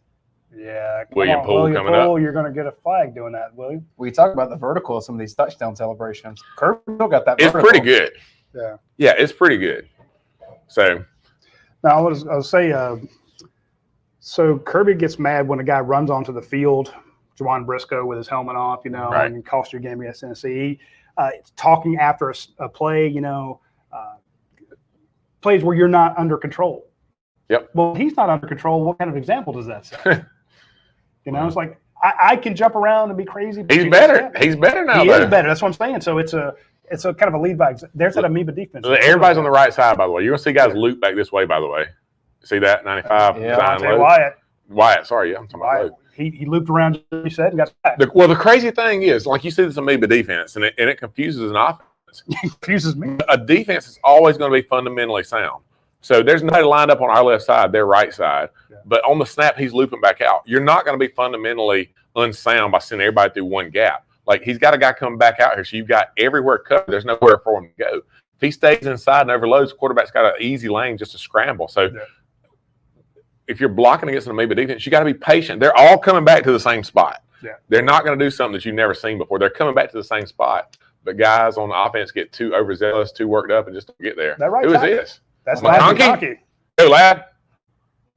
Oh, no, hold the ball. There's zero Great again with a tackle.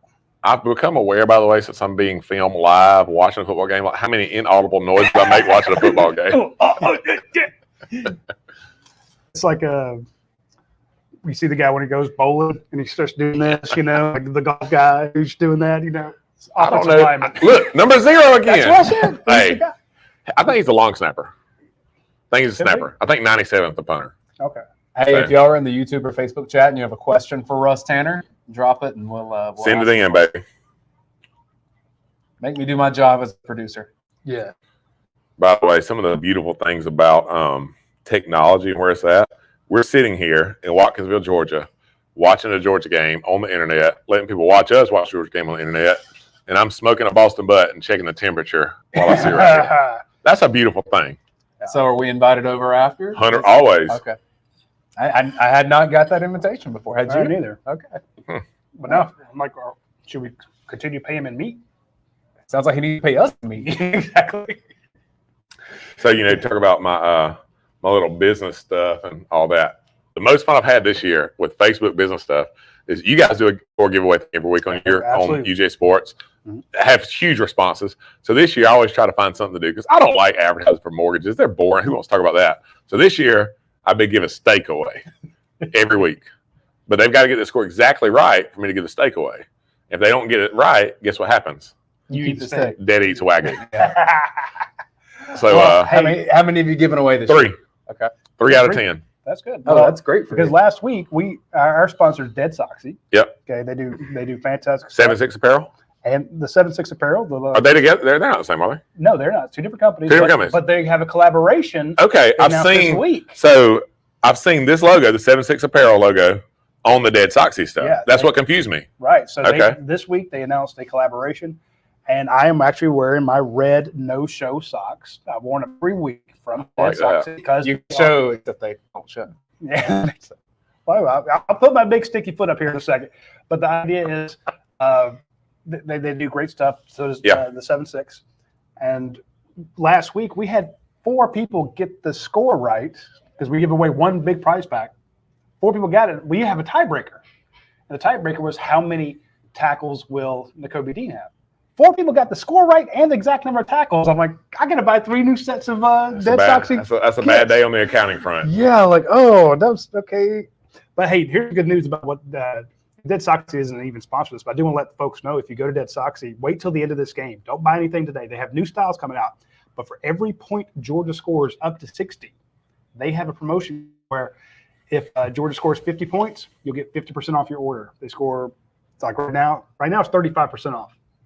But if they score 63 points, It's headed that direction, by the way. you'll Yeah. get the 60% maxed out at 60% off. All right. So Georgia at least score 60 so that everybody can go get those new Georgia socks for the people. Right in the Christmas season, you need to get these for your Georgia fans. Get the socks. And let's see Georgia score. JT's back in operating the offense again. Burton up top, 928. AD Mitchell down low. Nice throw. Nice. His AD Mitchell moves the ball down the field.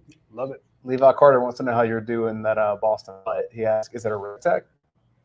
It is a rec tech. Hey. So, We need to be a sponsor.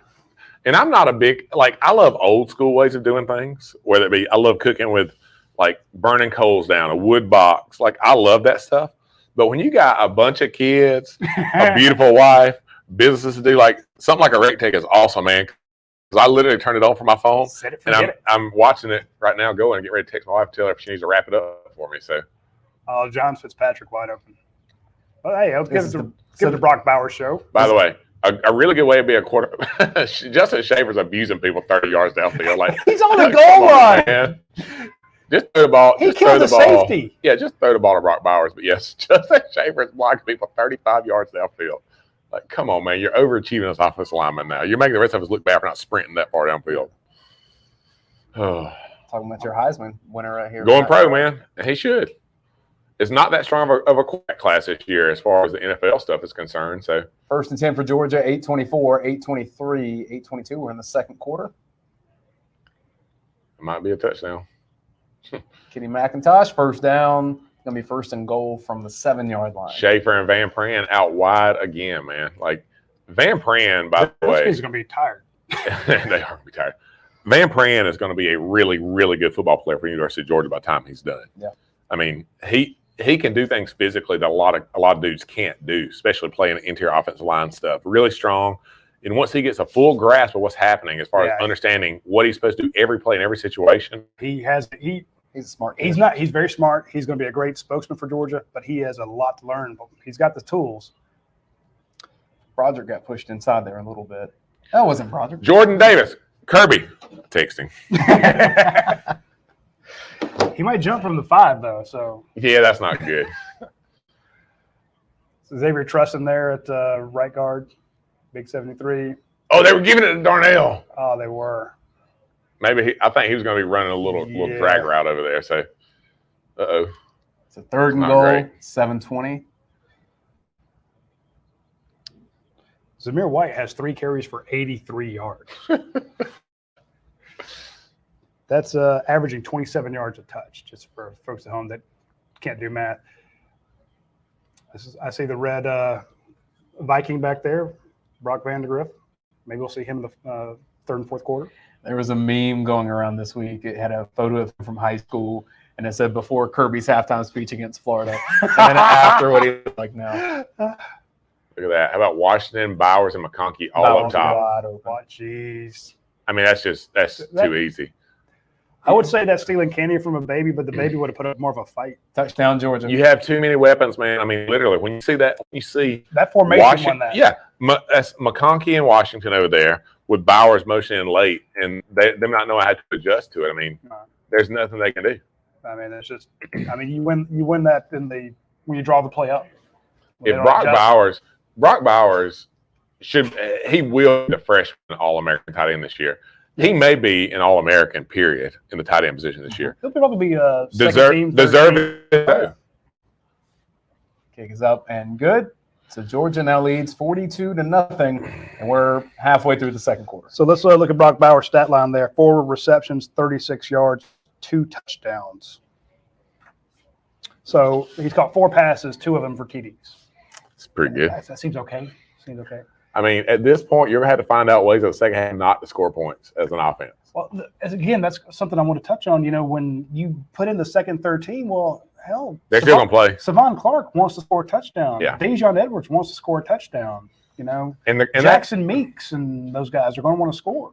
Well, and that's the crazy thing. I mean, even the walk-ons for Georgia would be starters for Charleston Southern. Like, you got to realize that. Like, I mean, they're literally coming into, they're coming in fighting M16s, and they've got, a Case XX pocket knife. Pop gun. By the way, if I could ever be sponsored by something, a Case XX pocket knife would be it. My dad would be so proud. But I mean, there's no chance. So Georgia with 333 total yards. Charleston Southern 19. So Radi, 42% off at Dead Soxy right now. I like that. I'm ordering some. Score Dogs is your promo code. Anybody's curious? Stetson coming back next year? Yes, he is. You think so? You think he's Georgia's quarterback next year? I think he is. But if he's not, he is somebody's quarterback next year. You think he's playing again? He is playing football next year. I call on that. I expect him to play next year. I don't have this. He didn't say that. I didn't. Is he wired like that? I've never been around him. Yes. Okay. That is a guy who's like, and he's been able to prove himself this year. He's like, look, I can play quarterback in college, and he's got no hurry to rush to the NFL. He may never play in the NFL. Is it true that he has a flip phone? That I don't know. I've heard that from a very reliable source. Would not shock me, but I do know. Well, there's a question the next time we get to talk to him. Yeah. Show us your phone. And he's not interested in NIL stuff either, by the way. He is not. Well, he is using his platform for the charity. That's different. That's awesome. I'm not talking about the charity's awesome. They're doing that. But yeah. But that's a guy. He will play somewhere next year. And here's the thing: if Georgia JT, let's say JT 6th round, he doesn't go pro, and JT is your quarterback next year, then Stetson's like, well, that's great. Hey, congrats, man. But I'm going to go play for this other school that wants me. So he's going to play football somewhere. If he chooses to not play at Georgia, I'd be stunned. And I only say that because that kid grew up in Sanford Stadium. No, his parents, like 20-year season ticket holders.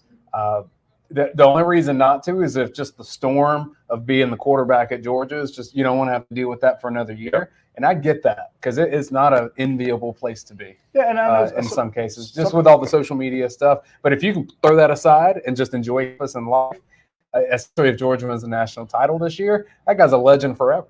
100%. He is. He can go anywhere in the state and get free food for the rest of his life if you bring home that title.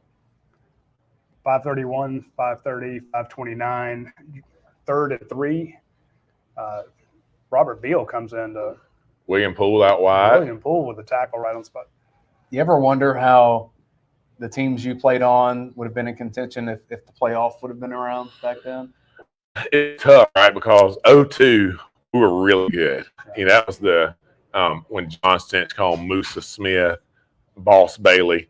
All those guys were still there. And then 05, I know we lost the Sugar Bowl in 05 to West Virginia, but we didn't want to be in the Sugar Bowl. We were so flat to start the game. I mean, we'd had a shot 2 times. I mean, a legit shot 2 times to be in the conversation. So, yeah. And then I think 07, Georgia's in the conversation. Yep. And I think 12, Georgia's obviously in the conversation. So there's 4 times in the Richt era, and then the playoff came around after. But I called a punt return touchdown earlier, by the way, and they are trying so hard. But hey, special teams, man. I should tell you that Coach Donnan last week called about 7 or 8 plays before they happened. So you're running behind a little bit on the scoreboard. Trying to keep up. I don't have that Nostradamus ability. Offensive lineman, we don't get to watch the whole field. No. No. We watch right here. I mean, this is all we see. So, yeah. It's funny because you asked the offensive lineman, well, did it feel different when this quarterback got in there or this running back? And they're like, nah. No, not really. And a lot of people think it's just player speak because they don't want to say anything controversial. Yeah. And it's like, no, we're not really paying attention to, oh, hey, A.D. Mitchell's in the game versus I mean, it's like when we were in, like we had 2 quarterbacks, Shock and Greeny, who were both super talented, great players. And was the offense different when Shock came in the Greeny? Sure. But they didn't come in like, hey, guys, Shockley package. You didn't – they ran the same plays. They practiced all the same plays. Maybe we had a play that Shock – you would never call this play for Greeny. Quarterback draw, a rollout, something like that. You may have a play that you would never call for Shock where Greeny was in. So you practice all the same plays all the time. I mean, the only time as an offensive lineman you ever noticed the difference was in pass protection. And it was funny, you would get mad at guys like Shock who would scramble because you're blocking. With David Green at quarterback, you knew where he was going to be. He's right there. I got my guy. We're going around the horn. He's climbing. But you would see offensive linemen get mad some if they block that guy like past the pocket, and your guy gets sacked because the quarterback's scrambling. What the freak are you doing? Because it looks like you blocked him into your quarterback. And you know why we're really mad? Because we've got to run sprints on Monday for giving up a sack. Because your dumb self is trying to scramble and outrun somebody. Just stand right there and don't get hit in the face. Yeah. You're making me look bad, Shock. Chief Noel 44 had a question for you, Russ. Lay it on me. What is the key factor to chemistry on an offensive line? Time together, on the field reps. He says that he knows Georgia has a lot of young guys out there, but they look great. Food, yeah. I mean, that it's live action, knowing so much of what has to happen on an offensive line is adjusting to what the defense is doing on the fly. Because defenses try to confuse you. I mean, that's literally what they try to do all the time. They try to confuse you. They try to make a mental mistake. We used to call them misassignments to get in a place to where you're not going to adjust quickly enough to be able to make a play. So, you've got to be able to do a lot of that without having time to say the words to adjust it. You may have a block we would call a slip block. Maybe that slip turns into an ace. I mean, it doesn't matter. Everybody has different things they call certain types of blocks. But if you're 2 guys beside each other, understand if the defense lines up here, we're automatically going to this. Right. Instead of going to this protection, we're automatically going to this protection. If you see a backer coming down, set, he's on the way, hut, you know what to do without the quarterback stopping and checking, hey, slide protection, whatever they call it. So, I mean, it's the amount of time being consistent, having the amount of live reps together with full speed adjustments happening. Still first-team offense, Truss in there at right guard. This is for JT Daniels, by the way. That's why the first offensive line is still in. Yeah, give him a little protection. Let him Tall sweep to the boundary. I've never liked that play, by the way. I've never understood why you wouldn't go to the field side. Yeah, I don't either.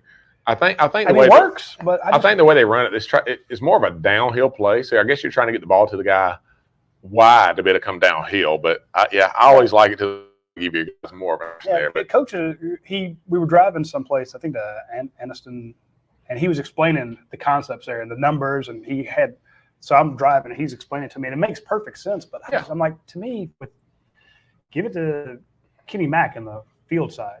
Sling it. Speaking of, he was well covered there. Yeah. Good job by number 38 for Charleston Southern.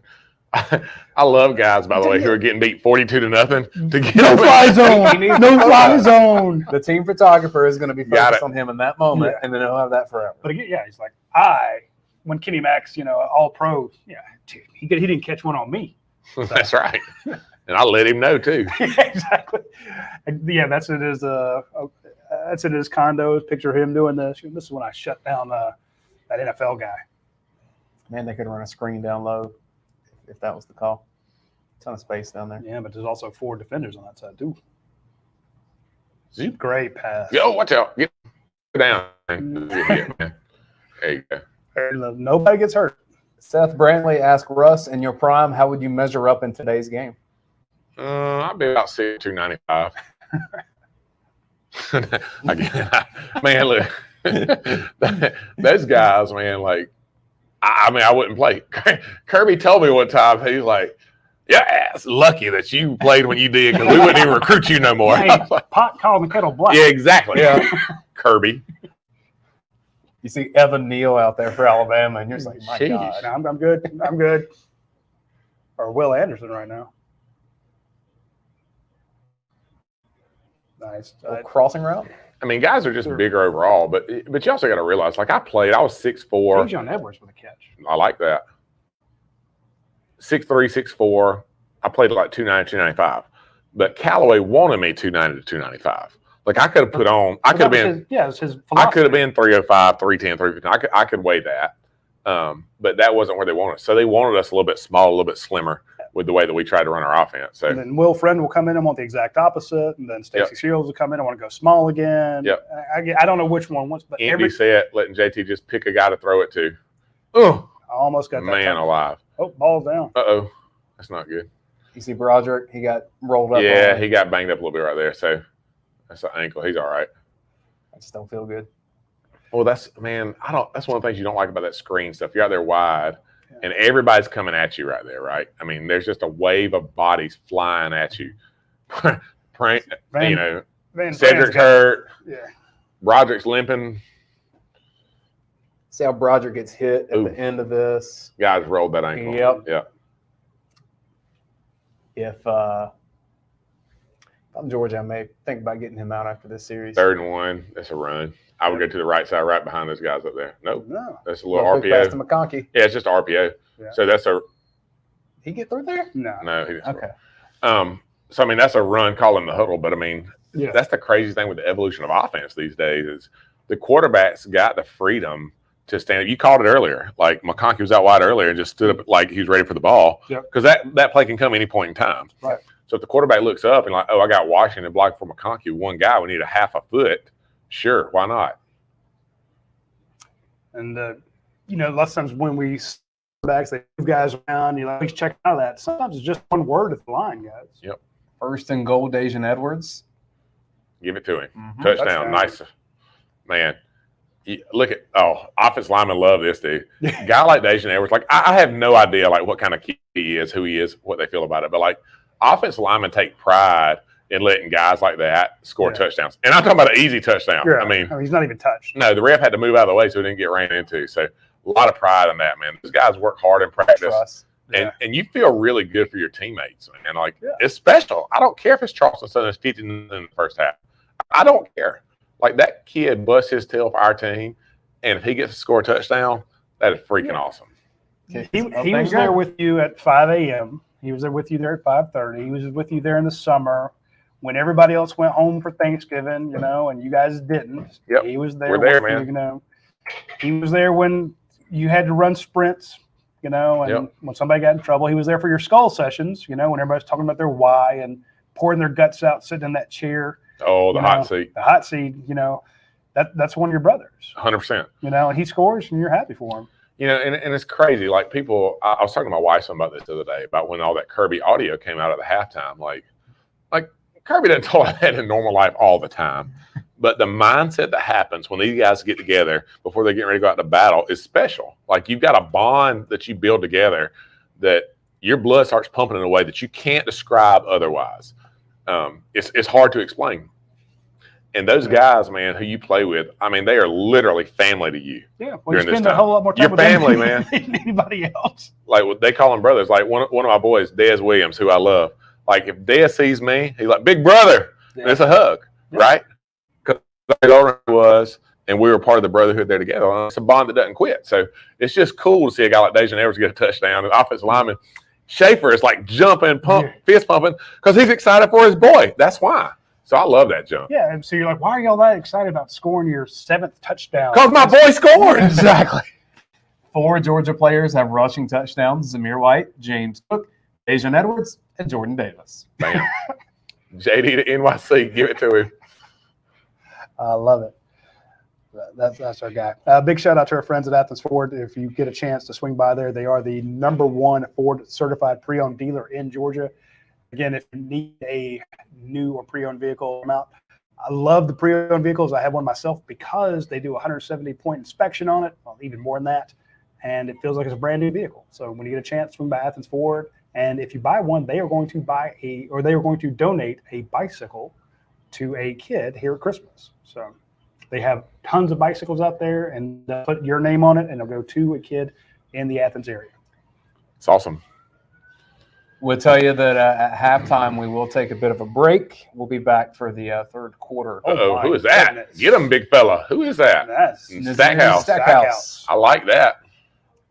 That is your probably might be your lead interior defensive lineman Next year. Seriously. That's the guy. Tremere He and Warren Wallflower. Brinson. Bear Alexander. He'll play. He'll have to. You He'll can't play. keep that guy off the field. I don't know that Tyree West will be out there. Ooh, Another 5-star guy, but he won't be. I don't think he will be at Georgia next year. Probably after this weekend. But that's another conversation for another day. Hey, but things are about to get really good on the recruiting trail for Georgia. They've been great. I can't wait for you to break that news in the second half of this broadcast you told us about off the air earlier. Don't do that.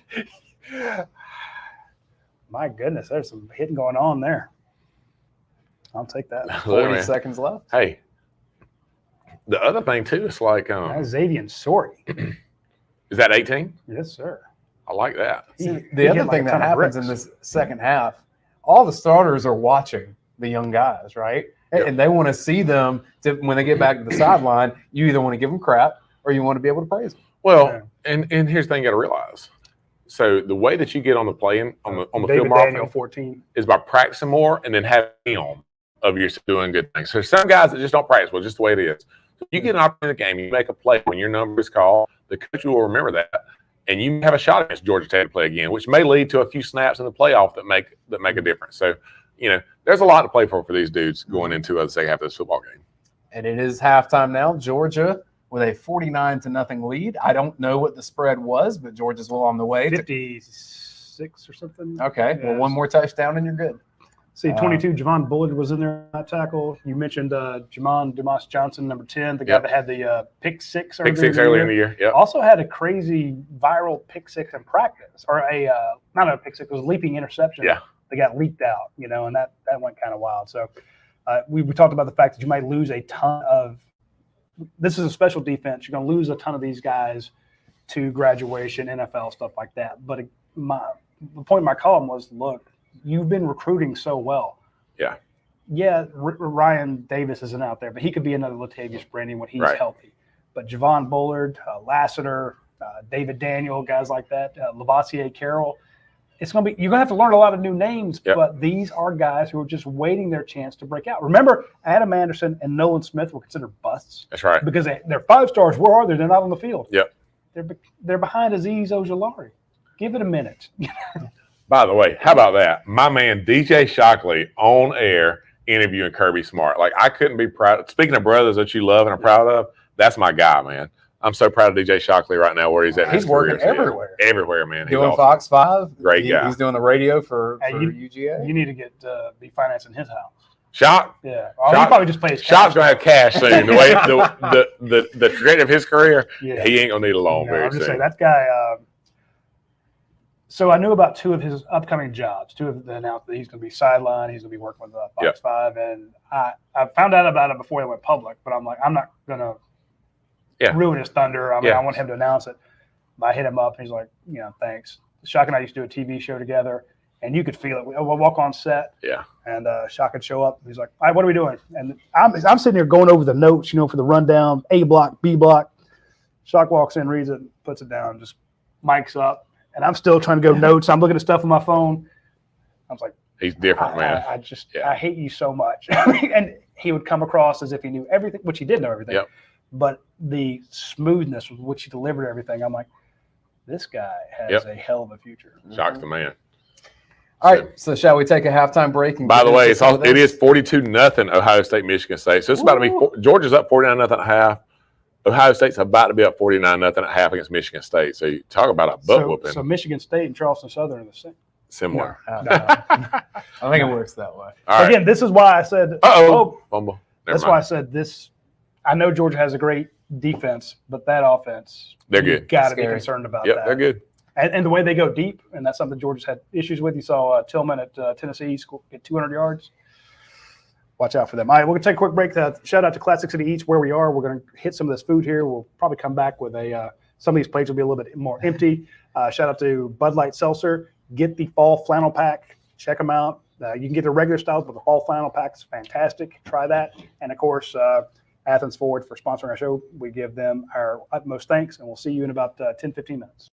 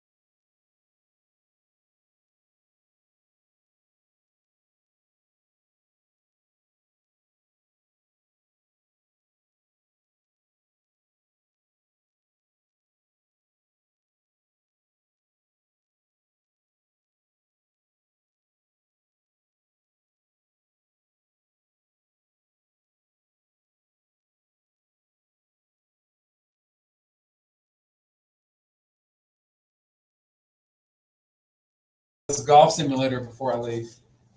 Yeah, it's easy. I'll just come in and let the simulator on. We usually go on for about 5 minutes after the game, and then we're out. I'm trying to make this look like a. Rod, do y'all need anything before y'all get back on? No, I'm just showing I got it lined up there with the food. How about that? Is that better or worse? No, it's I like worse. that. Worse? Yeah, go back to where you were. This one, hang on. Yeah. Oh, you're looking. Yeah, You're looking through that camera. Right. I'm looking the front camera. Oh, I see you that text. I didn't know y'all were intermittent halftime, but I do have Champ here. But I'm gonna walk around outside. But if I can get him on, fine. Hey, don't be peeking in here. It's like a peeping Tom or whatever over there.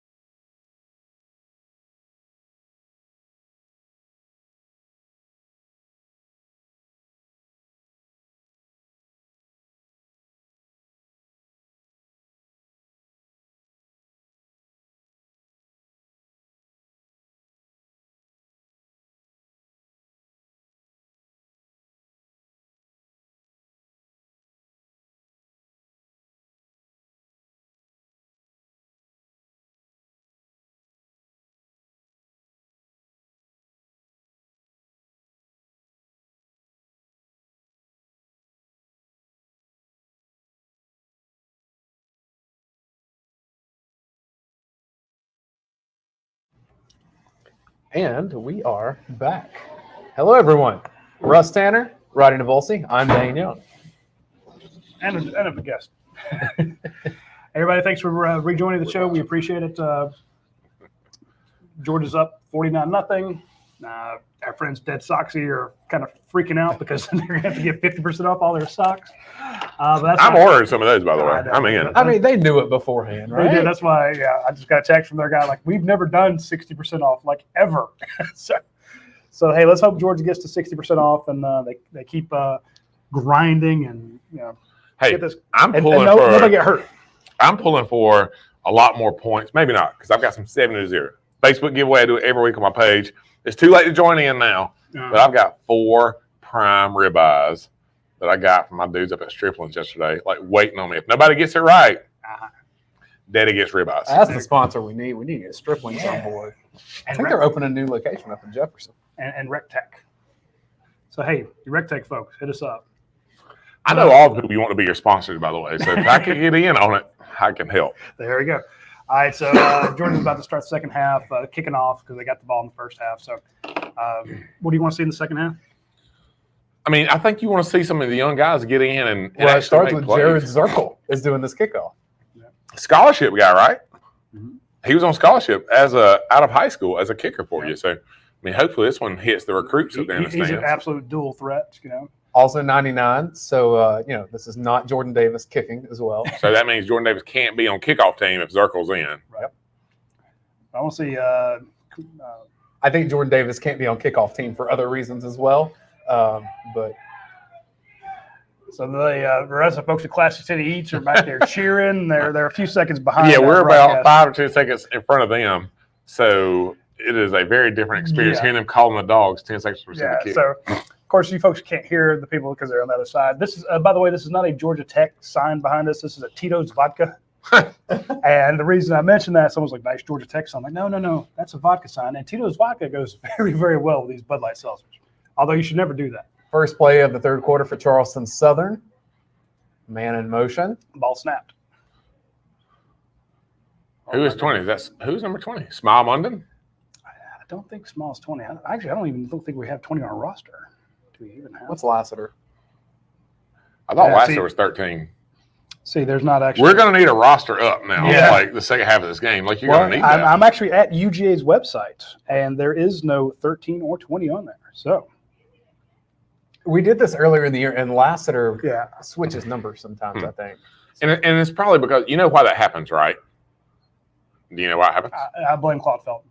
Well, some of the guys play special teams, That's right? your And so answer. then Right. you So can't have the two at the same number. So you can't have two guys with the same number on the field at the same time. So you have like an example. You've got there's number 20 right there. Whoever that is, maybe they'll turn around. But you'll have like Keely Ringo and A.D. Mitchell. I think that is Munden. Monday. Yeah, that's small Munden. You have like Keely Ringo and A.D. Mitchell. And if they both want to be on punt return, they can't both be on there for number 5. Right.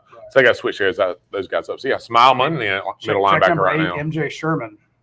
That is the guy who I thought would come in and take a lot of snaps that Adam Anderson would have been in there for. So David Daniel in. Yep. So you see a guy like MJ Sherman. And you were talking about like Nolan Smith and Adam Anderson earlier, who like people after a year or two are like, those guys are bust. Yeah. You are stupid if you think they're bust, man. Like it is. I don't think people realize how hard the transition from even the IMG level high schools of the world, which is really good football, to Division I SEC play is. Like the jump is huge. Yeah. Not only from a football standpoint, but you're 18, 19 years old, man. Like you've been in there with your mama, your daddy, your aunt, your uncle, your grandparents taking care of you. You're in a new place. Your girlfriend's not around. You don't even know how to get from one place to the other. When I got to UGA, we had the bus system going, and I got on this bus one time called Orbit, and I couldn't get off for 3 years. I rode around campus 5 times before I finally called somebody. I was like, I don't know where I'm at. I literally don't know where I'm at. You don't. They don't even call it Orbit anymore. I'm in family housing. What happened? But all that stuff happens, and like they have to adjust. No, you got to be at academic counseling, and Blaylock. Hey, there's your guy. The only buses they have in Wrightsville are yellow. So. 100% accurate. And you only ever wrote a short one, so this. Hey, I was about to make a short bus joke myself. You beat me to it. Dang it. Georgia forced the 3 and out. 13 faster, baby. I was trying to be like more politically correct, and you beat me to a good joke. Now I'm upset about it. You got to stew on that for a half. Hey, Owen Condon in the game there, 75. I mentioned him earlier that he might get out there. Warren Truss. Probably his last game between the hedges. Yeah. Don Blaylock. He blocked and he's back out. That's good. Hey, he got his feet wet. So. He did. Big Devin Willock out there. Look at that big boy, 77. Erickson's back at center, by the way. So he is your number 2 center. Oh, that would make me mad if I was him, by the way. If I was a starting guard and now you had to come in and play center in the second half. So there's a little play action. Wow. That's Edwards late drops hit. it. So yeah, Warren Erickson's the backup center, and when you get to a third string, I'm assuming here in the fourth quarter, it would be Austin Blasky. Well, and as this is an interesting place in the game right now because the younger guys are excited, man. Like they want to be on the field and play. The old heads, the vets, like you are. But see, I actually asked Coach Don about this earlier. What it seems to me like if I'm James Cook, I'm like, Coach, you only throw me out there against Florida and Tennessee and Auburn. I want to go out there and get 300 yards against this team. Yeah. Give me something a little bit easier. There's that arm strength from JT. Oh, no. Jackson Meeks. Another guy, by the way, who has not been as healthy and back in there a little bit now. But, yeah. His high school just clinched their spot in the state championship in Alabama last night. Phoenix City? Uh-huh. It is Central Phoenix City that will go against Thompson High School. Oh, man, I wish I'd have known that replay was coming right there to watch it because you could actually see, you talk about offensive linemen passing off games and passing off stunts. You could see all their footwork going to the left together, and they're all scanning their heads back to the right when the defensive end loops back around. So they did a really nice job right there. And that's, you talk about like guys gelling, knowing what to do. Like that's what it is. They're all stepping in the same direction, and their eyes all go to the same place at the same time.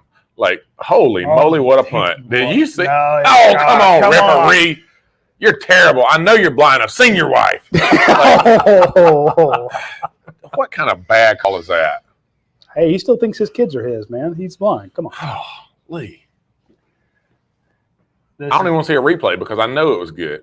Now I want to see a replay. Now I want to see a replay. Hey, where's that? The pylon cam? Yeah. Hit us with the pylon cam. I don't think you. Yeah, you don't have. Nah, you don't have a pylon cam if the game is only streaming on an app. Yeah. So. Hey, I know a lot of people are mad about the streaming piece of this.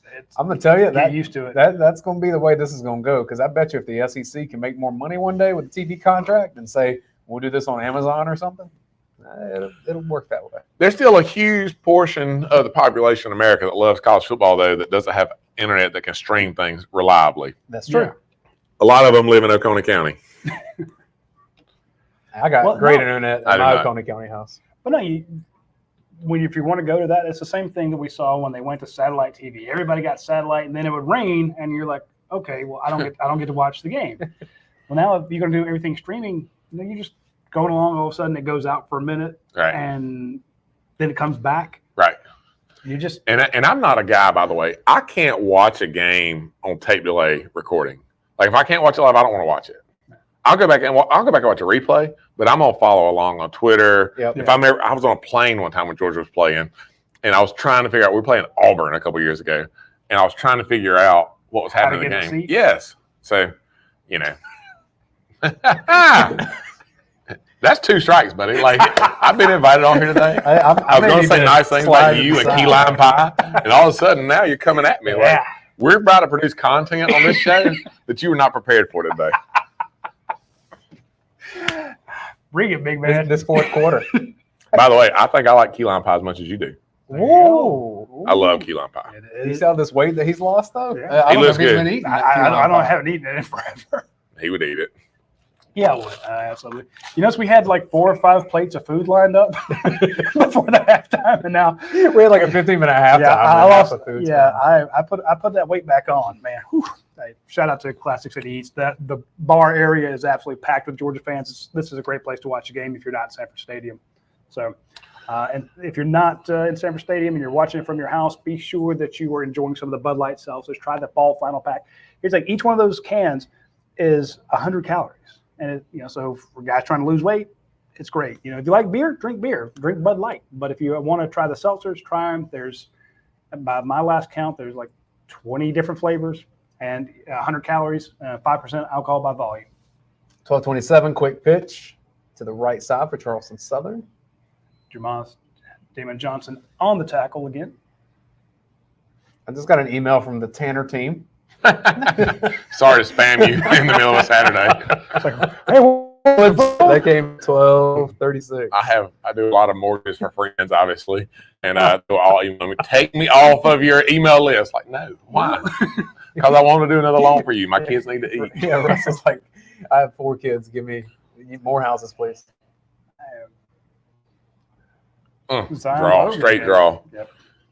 So, yeah, Georgia's still bringing heat with Smile Money and all that. Yep.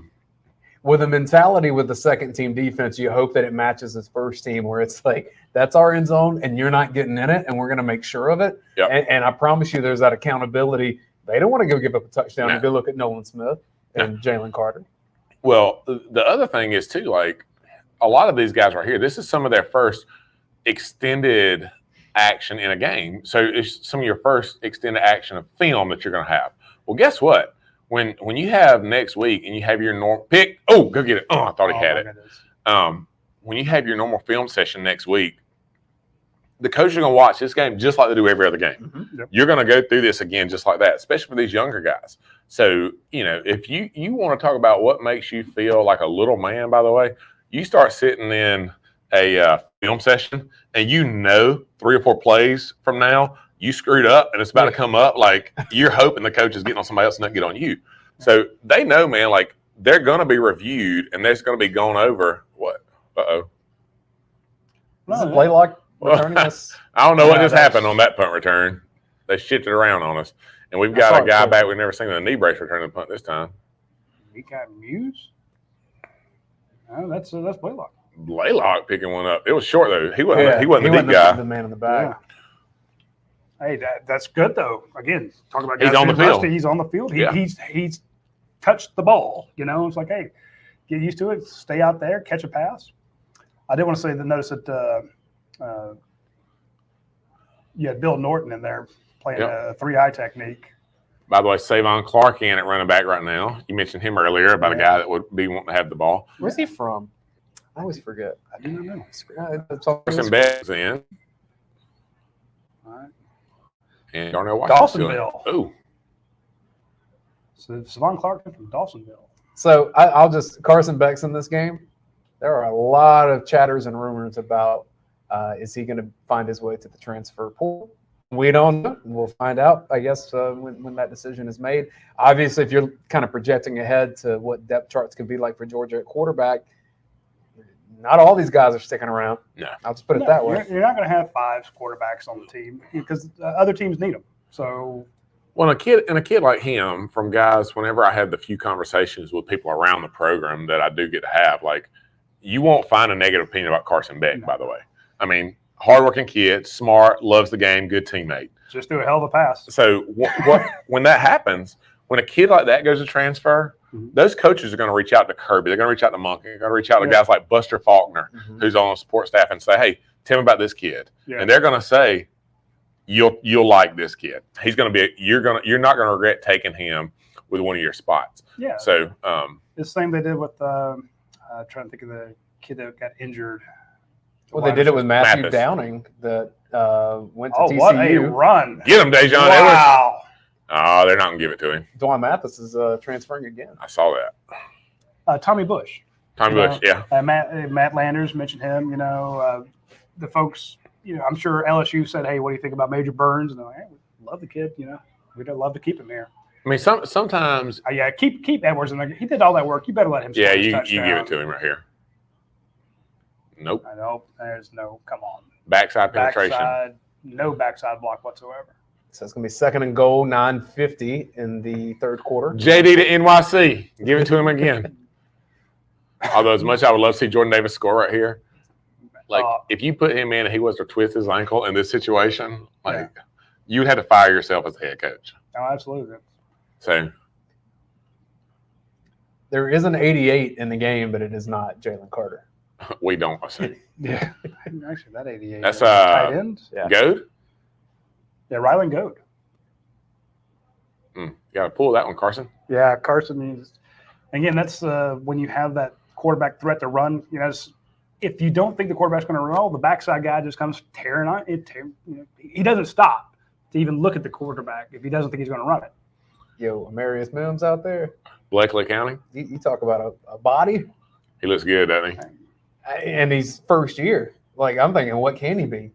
No, that between he and Broderick Jones, I mean, if you had to draw up 2 offensive tackles, you'd draw those 2 guys. All right. Dejon Edwards. Nope. That's meant from a McConkey. Nothing there. He has nothing. There you go. Oh, Oh, my God. I thought he had that. Are y'all surprised that Daniels did not get a couple more series, or did you see what you need to see and move on? No. I mean, you saw what you. It's like we talked about earlier. You want him to have the operation of running the offense with your first string guys in, which he did. Saw somebody comment on our 3 while the guys looking at your computer, looking over there. Sorry, and they said, "Oh, they must not like him. They're getting playing with scrubs." No, he wasn't. First off, there's no such thing as scrubs on Georgia's roster. Yeah. Second off, they still had the first team offensive line in for him. So you're wanting to see him make checks at the line of scrimmage. You're wanting to see him command the huddle, get the play call in and out like you're supposed to, manage the play clock, make a few throws. And he did. He did everything you want him to do. So now if he goes in a game against Alabama in a couple of weeks, That's a pick. Yeah, interception. his only live action is not being in practice where there's no chance of him getting hit. Right. Where if something doesn't go right, Kirby is yelling over this, stop the play. Yeah. What the bleep are you doing? Like, you've seen him do live action stuff. So, yeah. Oh, just bad he throws decision. that into 3 guys. Yeah, just a bad decision on that throw. So There's nobody else on that yeah, side. it's 4th down at that point in time. It's a 1-man route that you got going that way. Yeah. So you might as well throw the ball up and see what happens. The worst that's going to happen is they're going to pick it and just start over at the 20 or whatever. So yeah. Here's one thing I'll say, because I'm sure people have the question. I'm not sure of why is Beck in and not Vandergriff. One, Beck is your 3rd quarterback. Yep. So if you needed him to play in some of these games in the future, if something happened to your first 2 quarterbacks, it ain't Vandergriff that's going out there. Yeah. It would be Carson Beck. And so many people are like, well, we need to be thinking about next year. And they're always thinking ahead. And you playing right now. Kirby Smart is thinking about winning today, This year. Correct. this afternoon, the next 23 minutes. It's not – and you can work on that in the future stuff, which is kind of what you're doing now. But, again, it's – April will come soon. right. Well, Again, you don't know how many he's got. You can – in other words, it's like we're not going to give Carson Beck snaps because we think Brock Vandegrift is the guy in the future. Yeah. Well, you want to guarantee that Carson Beck's gone? Yeah. A, do that. And B, there's no chance that you play Brock this year. Yeah. So Well, I mean, you might play him here, but I'm just Well, saying. the other thing is too, like Brock Vandegrift. When I say this, listen, because this is not. It sounds worse than it's going to be when I start. Brock Vandegrift doesn't know the offense. Right. Here's why. Brock Vandegrift is running the scout team for you this year, and they're doing that for a reason. His options are to step there with the 1s and 2s on offense and get mental reps and learn what's happening, or you go down with the scout team, you play against the best defense in the country, and you learn to play football at a fast level. You learn a bunch of different offenses too. Right. You learn how to make the throw. You learn how to make a read.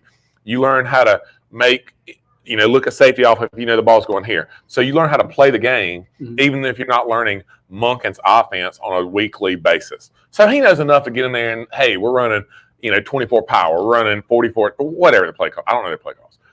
He knows enough for that, but he's not running the offense on a regular basis. Carson Beck is in practice. Mm-hmm. He's up there with the 1s and 2s getting reps because he's the guy that you're getting prepared in an emergency situation. So, that's not a knock on Brock Vandegrift. A ton of guys that are great football players, but in their career, run scout team their first year or two, and they just learn to compete. So, well, and then even if he was doing Monken's offense all the time, it's a very complicated offense. It is an NFL offense, and it probably takes more than a year to have a pretty solid grasp of everything that it comprises. Carson Beck would have more of that. Yep. And you were mentioning with Beck how there's no one in the program that would say a bad word about him.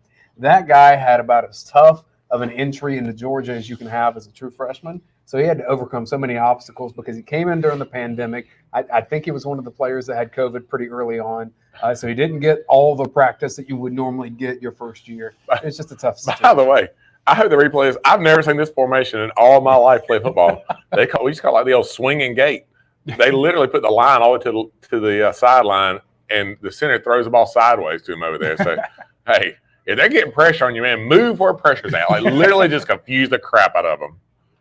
2nd and 2, first down for Charleston Southern. Javon Bullard came in like a rocket. 35 is in. No, I mean, again, when we're having to go through – Marlon Dayne, number 55, is in right now. So that's a guy that'll play some next year.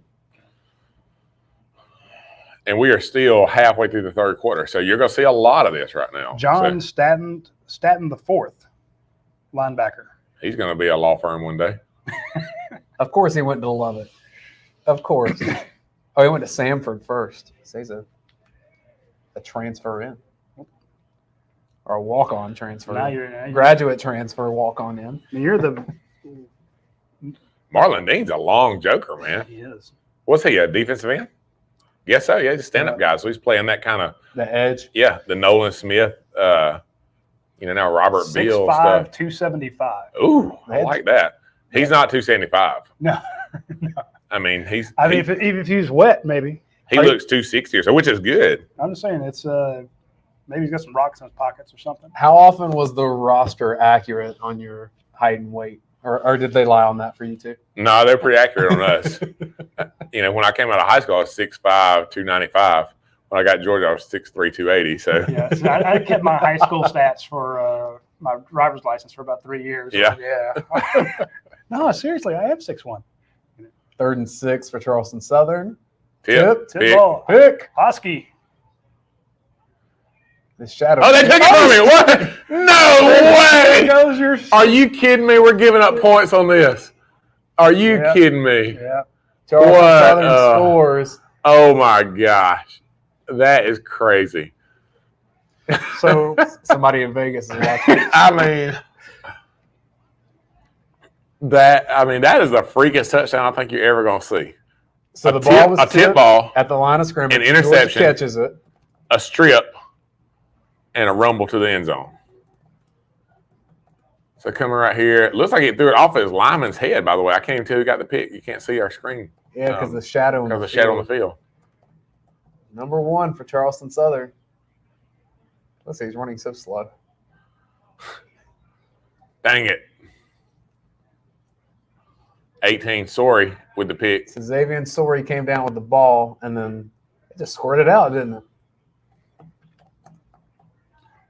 Dang it, man. I kind of feel like I don't even know what to say. I think about that kid's, he's like, I scored in Sanford Stadium. What does that go down as, though? 2 turnovers? It'd be a interception, fumble, return, right? Yeah. Unsportsmanlike conduct. Yes, Charleston that's Southern. it. That's it.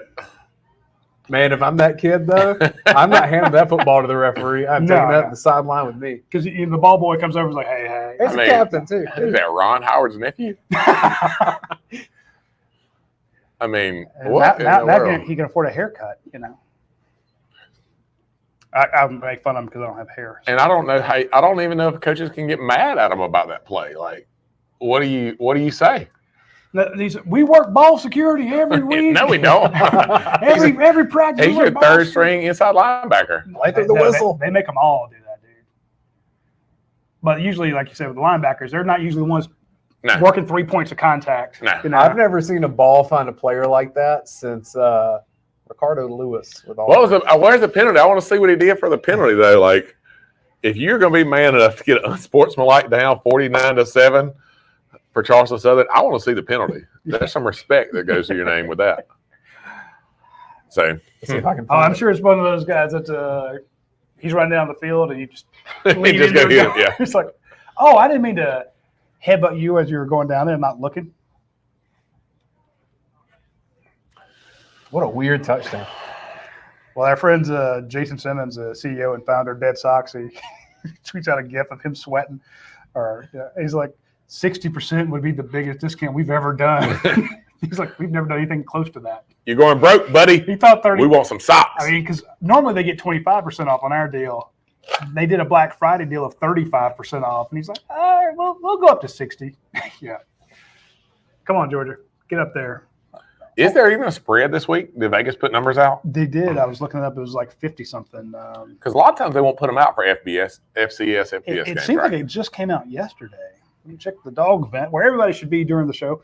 Remember, this show is put on by UGASports.com. I'm the publisher there. We have about 10 guys that are contributors over there. Even Dayne actually does a little bit of work over there occasionally. Actually. And it is the longest running UGA website. So Hey, he can get this show going without me here, but So- it's a little easier when I am. So here's a- but the point being, check out the dog event. Check out UGAsports.com. We are bigger than we've ever been. We put out more content than we've ever been. And if you want to see where news breaks, go to UGAsports.com. There Yes. you go. You're a member there. I am. I can't tell about the deal Radi gave me to be a member there a couple years ago. So, Yeah, begged him. Doesn't matter. how about this, Radi? Way back before, you probably didn't know what UGAsports.com was this time. This is back when it was like the Grapevine instead of the event. Oh, yeah. When we were being recruited, myself and Pollock we were going on visits together, and we got to be buddies. We got an Engel Martin who went to Florida to play quarterback and ended up transferring to Furman. And we were taking visits together, and we took our official to Georgia and wanted to see what everybody was saying about us. So we signed up for a dog vent, like free trial handle, and we called it like Ingpolis, like Engel, Pollock, Russ. And we were on there just to go read about all the guys on there then. And, it was crazy. I remember it, though, because it's not like now where information travels so fast to everybody in the world. There's no secrets anymore, it doesn't seem like. Right. Even back then, in the world of, we didn't even have flip phones and stuff. Somebody had a Nokia block. They were talking about us on the internet back then, like the year 1999, 2000, and we were on there reading about it, seeing what they were saying about us. So, yeah. Now, we got parents on there. That's why we actually have rules at UGAsports.com about, look, do not bash players on here. Don't get personal. And it was, I pay my $9.95 a month. I can say whatever the hell I want. No, you can't. No, you can't, because A, it's a fan site. We're not gonna have that. Short little kid. And B, this kid's mama's on here. Yeah. And I really one of these days I'm gonna have to get Trevor Lawrence's dad to give us permission. But he came on and posted on the board a lot when Trevor Lawrence was being recruited. Yeah. Huh. There are some funny comments. I was like, "Hey, Trevor Lawrence is wearing a Georgia T-shirt today at Carter High School." He'd be like, "No, he's not. He's wearing a blue polo." Was it known that it was Trevor Lawrence's No, dad? nobody knew. Ah. And they're like, "You don't know what the hell you're talking about, because I know somebody in the family. I'm close to him." And he's like, "You're not closer than me." We screenshotted a bunch of that stuff. He didn't realize that we knew who he was. Really? So Well, that's why I guess it's credit card that's why I information can't gave it give away. it out. You know, Yeah. I can't give it out. But one of these days, I'm gonna say, "Hey, come on, man.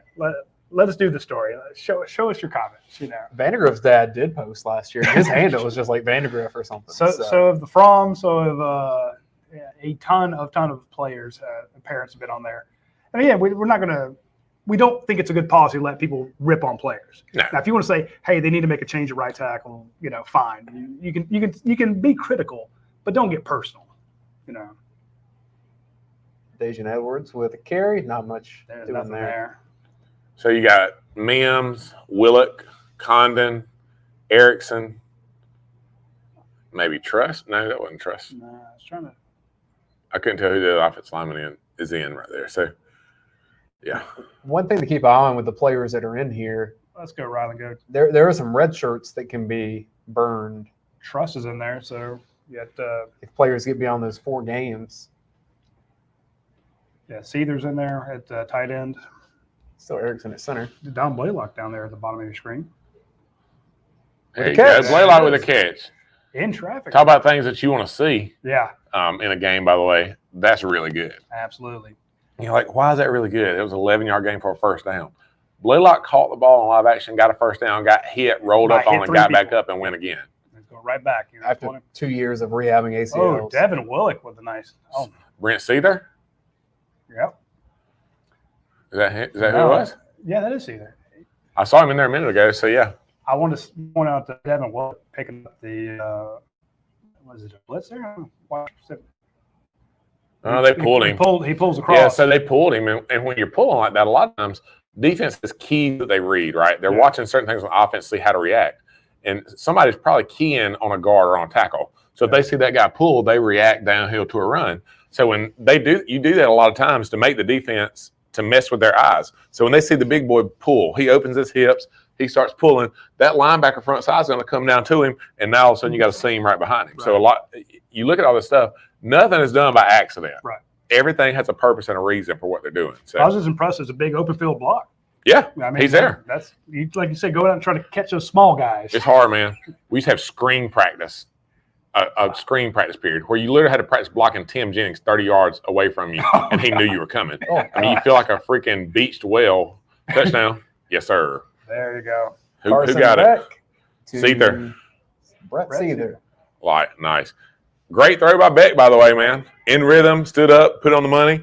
Brent Seether. What year is Seether? Seether's been there 2 years. I think he's a sophomore, redshirt sophomore maybe. Bam. Yeah, redshirt sophomore.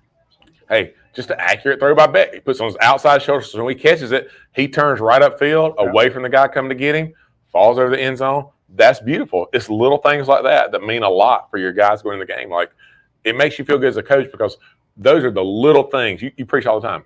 You got to do the little things right. You got to do the little things right. What's the little thing? The little thing is putting on his right shoulder instead of his left. If it's on his left shoulder, he turns around and gets hit right in the face, and it's down on the one, maybe fumbles the ball. You put on his right shoulder, he catches it, he falls to the inside, falls back, and doesn't even come close to stopping him. So, good job, Carson Beck, man. We like it, dude. Did you see Xavier Truss getting into the end zone like they just won the Super Bowl? Yeah. Yeah. Again, those guys, you've lifted all those weights, you've done all that work. Now's your chance to actually go out there and score. Brett Seether, all he's heard about is how good John Fitzpatrick is, how good Darnell Washington is, how good Brock Bowers is. He and Ryland Goad are like, oh, yeah, and they also have Ryland Goad. They also have Brett Seether. And when you're in that, they also have conversation. It's a little disheartening. It's a little disheartening. That's right. But I mean, but those guys, man. No, he's got a touchdown. And they look and don't take that lightly. A guy that we love, Charlie Warner, right? Charlie played a long time at UGA before he ever scored a touchdown. It's hard to do. Yeah. And now Charlie, by the way, Charlie's balling. He's killing in the NFL. Playing the NFL a ton. So he got a couple snaps like the first game, couple snaps, all special teams. Now he's playing a ton. He's playing a ton. My point is, touchdowns are hard to get. Yeah. I know it doesn't seem like that, but they are. Well, Dayne Edwards is going, where was my touchdown a minute ago? Yeah. I was like, come on, Dayne. We wanted it for you, big dog. I ain't going to lie. My man in the background with that thick chain on, by the way, is a mood. The other thing is, yes, this is Charleston Southern. They do not have the level of athletes that Georgia normally plays against. But there's still some good football players on their teams, just like there's good football players all throughout the country. Everyone can kick my ass. Usually it has to do with consistency of how often can you make good plays. I promise you a ton of those players on Charleston Southern could make a couple good plays in the SEC. They just couldn't do it every time. You know what else is what they like about it? Because, like, does Charleston Southern have one or two guys on the roster that are going to make the NFL at some level? Probably. They may get a shot for like an undrafted free agent, something, but they're not going to have many more time. Like, NFL scouts are not going to see their film as much as they do this game right here. Great point. So, and there are scouts there. I ran into every time I go to the game, I run into scouts catching these games. There was the same Ravens scout that was at the Georgia Florida game was actually at Kirby Smart's press conference. Saw him there. Warren Brinson making your big tackle there. Tymon Mitchell in the game. These are guys that. This is your future defensive lineman here. You know, we talk about how Devontae. They're going to be household names next year, man. Exactly. Stackhouse. Receivers off sides up top. Used to that. Yes, he is. But you're like, look, I just want to get out of here. here. Ref ain't calling the play. Yeah. We ain't calling that. We'll just get out of here. Let's go. Let's get that running clock. They have reservations at 5 bar after the game. Be 31. Yeah, there's your guy Bill Norton and there's Sherman in. So, you know. Your Tennessee trio, all those defensive linemen that you got 2 years ago out of Tennessee, all in there getting some work. You notice though that like Chaz Chambliss was playing in the middle of the game. He's not now, so that says he's probably doing some pretty good stuff down on to be in the second team essentially. The defense rotates a ton, so it's kind of hard to tell. Javon Bullard dropping back. Unless they're rolling the safeties. Oh, gave it the first down there. Yep. Not what they wanted, but. And for those of us with us, we're at 2:14, 2:13, 2:12 in the third quarter. MJ Sherman put in some work. The crazy thing to me is, like, right now the coaches, like, they don't – their intensity level as far as trying to call their defense, whatnot, does not go down. No. Like, it's chiller on the sideline. I mean, people don't know they're ripping people news and all that. But, like, right now, they work on how they call plays, how they adjust, how they get lined up. Like, so much of defense in particular is alignment and assignment. Knowing where to be and knowing what to pass. Double pass. That's a fumble. Yeah, you got to get that back. Get down. Get down, big fella. Just go down. You might get killed. Russ, I meant to ask you earlier. It is senior day. Yeah. Where is your senior day football? No, don't know. I guess they gave me one. I don't know. They were making fun of me. The guys on the radio were making fun of me Friday morning because asking who do we play senior day? I was like, I don't know. They said, well, you can cuss. I was like, I don't think so, but I don't. You don't know if you have a photo with the grip and grin with Coach Rick? Your mama doesn't have that football? Maybe. I don't know. I've got a great picture of all the seniors after the game. It's framed in my office at work. But, yeah, I don't know where it's at. So much for the lifelong memories at the end. Yeah, that's a great question. Actually, you guys, I'm out of here. Ed and Kim had it somewhere, so I mean, we're gonna have a conversation about this. Deuces, he's gone. We are definitely have a conversation about this. I hadn't even thought about my football. I try to tell my kids all the time that was a big deal back, and they don't believe me. So I need stuff like that to prove it to them. Sure, you were, Dad. Sure. All right, 26 seconds left. Third and 21. Watch these safeties go. We'll go a little bit deeper. I know where my plaques are from high school, but they're not for athletics. Oh, yeah, you were a nerd. I played tennis. Ooh. The shadow on the field is killing me, by the way. I don't know what's happening. It looks incomplete, by the way we're looking. Hey, let's get Josh Brooks on the phone and say, look, can y'all get more than one camera? Josh, can you move the sun, please? So we need a dome. As we all get texts from different people that are watching the thread, a buddy of mine is giving me a hard time saying I'm trying to show the guns. I feel pretty good about the guns. I got nice arms. I'm not going to lie. But my wife said that I'm significantly bigger than both of you two. That's true. Yeah. I mean, I lost weight. You look good.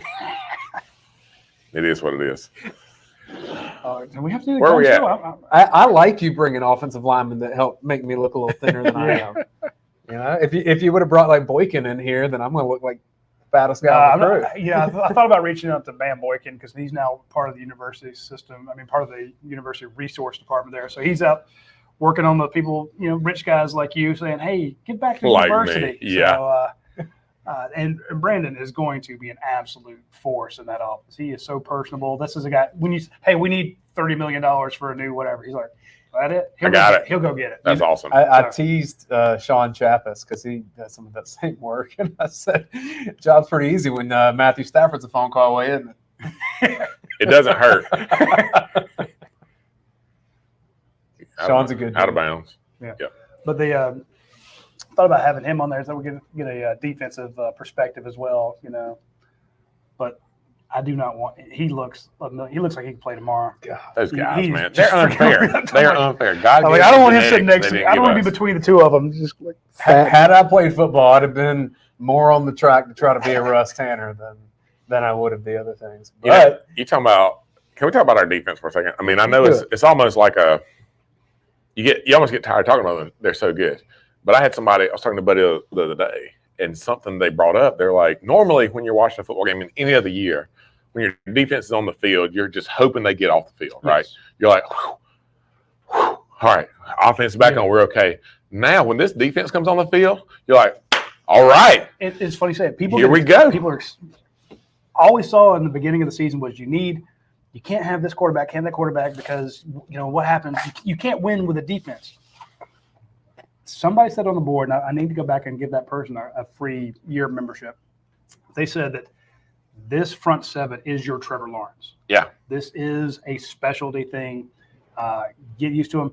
And any year when you had a Nolan Smith, that would be your guy. Right. If you had a Trayvon Walker, that would be your guy. Right. If you had a Jordan Davis, you got them all on the field at the same time. And I go back to like the maybe it's that 2012 defense or something when you had Alec Ogletree and Jarvis Jones and Kwame Gathers and Jenkins, John Jenkins. I mean, just Corey Moore. All these guys are going to play in the NFL. You know, it's like, hey, was Alec Ogletree? Yeah, Alec Ogletree was on that. You just a freak group of guys. You know. Yep. Well, and quite literally, you don't beat Clemson without that defense. No. Because the offense did not score a touchdown in that game. The defense did. What's even better with this, and you know, Garrison Smith pointed out a while back. He said, "Yeah, we had because like his senior year, we had all these great talents, but everybody was trying to get their own stats up, Right. You know." And he said, "Look, we don't have guys who are hoeing their own row. They're moving over, they're shooting gaps they're not supposed to because they think they can make a play, get a highlight, get some stats up. These guys play selflessly. Yep. So you can have all the talent in the world, but if they're not doing their assignments and alignments like they're supposed to, so these guys are fun to watch. They're special, man. Yeah. A guy like Channing Tindall starts almost anywhere else in the country, and he rotates him for Georgia in his senior year. Not anymore, though. Any team that would lose an Adam Anderson, you take their chances to win the title Down 20%. I mean, first round draft pick. Yep. You know, okay, you guys you're going to lose the game going forward. But when you bring Channing on the field and you have Quay Walker, the Kobe Dean, Quay Walker, and Channing Tindall all on the field, your three top inside linebackers, and then you can move Quay up to the line, you can move Jacoby up to the line.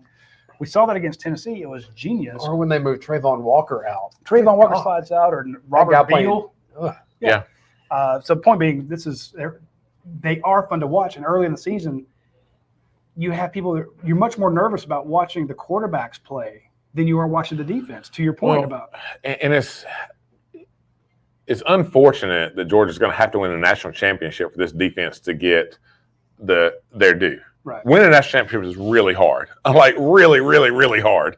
Like right now, Georgia, like everybody in the world says that they're number one team. They got it.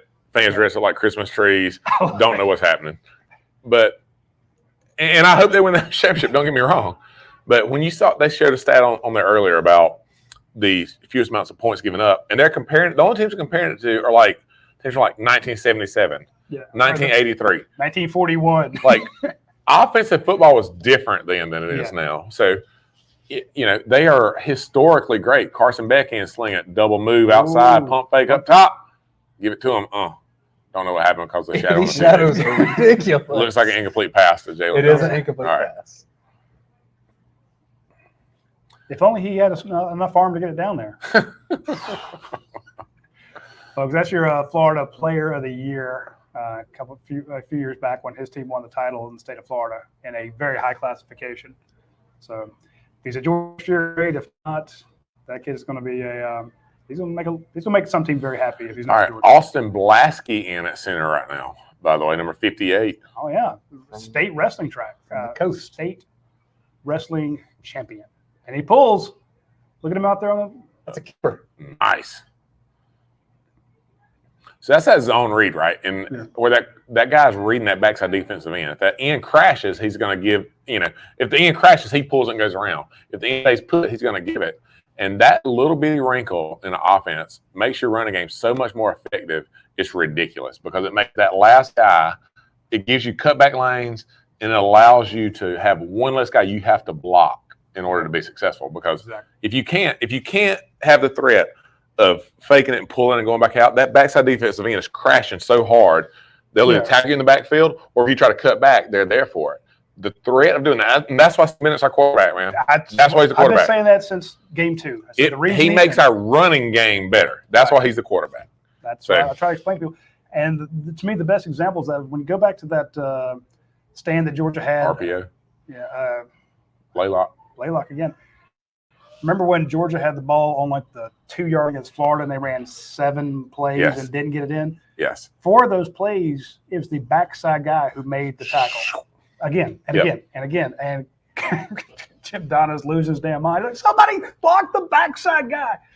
And it just never happened. But again, that shows that everyone thinks it's this quarterback or that quarterback. It's the totality of the offense, that threat to run, and Beck just showed it.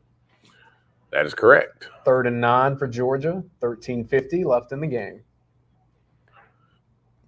Hey, they got to score here because they need to get above 60 so that they're – oh, my goodness. Owen Condon just killed a man. Ooh. You got to look for the ball there. Yeah, Edwards. Dayne? Dayne's like, look, I'm ready to take it to the house. I don't need the ball yet. This is Dayne territory, man. He's got to stay focused in this game. Bill Norton with a nice head of cabbage up there. Yeah, he does. Dude, if he were sitting on the giant sideline of the 1970s, he'd look like he fit right in. By the way, I saw what they were like Instagram or something, like he is I don't even know what to say. Like he mixes beats. Does he? Yes. No. What? Dead serious. Like I don't know if I'm from Tennessee? Yeah, Bill Norton. No. Go check him out. Like Beats by Bill or something like that. I love it. So what part of Tennessee is he from? Is he from Memphis? Not East Tennessee, I would bet you. that's what I'm getting at. I did not hear a banjo in the three things that I was paying attention to there. So. I don't know. Hey, if he's from Memphis, then that would make a lot of sense. Memphis is such a good music town. You know, some of those guys like, I could probably take my shoulder pads off. Man, yeah. I told you, man, you're trying to get your gloves off, unbuckle your shoulder pads. I mean, you can't take your gloves off now until you actually walk off the field because there's 1,000 little kids like, give me your gloves. I want your headband. And they toss them up to those kids. It's awesome. So Charleston Southern takes over. It's been virtually 3 and outs most of the second half for them. Backside defense, man. Who is 98? Don't know who 98 is. I thought it was 88. It was like, why is Jalen Carter? That was 98. So as we kind of look ahead to next week, Russ, Georgia Tech. Yeah. First time Georgia will have played Georgia Tech in 2 years. For a lot of guys, especially the guys. We didn't play them last year, did we? Correct. I forgot about that. For a lot of guys on the roster, that game is super, super meaningful because that's the in-state team. For a ton of fans out there, that's the number 1 rival. What does that game mean to players? I mean, I can tell you this: Kirby Smart hates those guys. He hates Tech. Hey, real quick, Jonathan Jefferson was in on that play, 94, and you were asking who 98 is. Tyler Malachias. Okay. From Byron, Georgia. Program guys. Yeah. Anyway, you were mentioning how much you enjoy Tech and Tech. So the only thing that you said that I'm going to disagree with, I'll tell you why, is that Tech is Georgia's biggest rival. I said some people may. Right. Some fans. So I look at it this way. Whenever I talk about this, people ask from time to time whenever the conversation comes up, they're like, who do I see as Georgia's biggest rival? I think Georgia fans are complicated from this standpoint. They have, which team do you want to beat the most? Mm-hmm. What's your answer to that? Let's see where y'all go. You're wrong if you don't say what I'm thinking. I'll tell you why. Florida. Florida, 100%. I think Florida's the biggest rival. Which team do you want to lose to the least? Tech. And then everybody's got somebody they dislike the most. And if we do that at the same time, here, let's do it at the same time. You ready? Wait.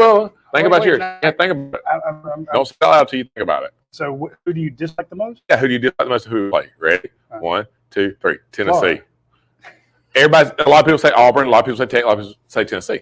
So my point with all that is like Georgia fans feel different about who the different rival is. Yeah. But everybody's pretty uniform from the standpoint about who do you want to lose to the least.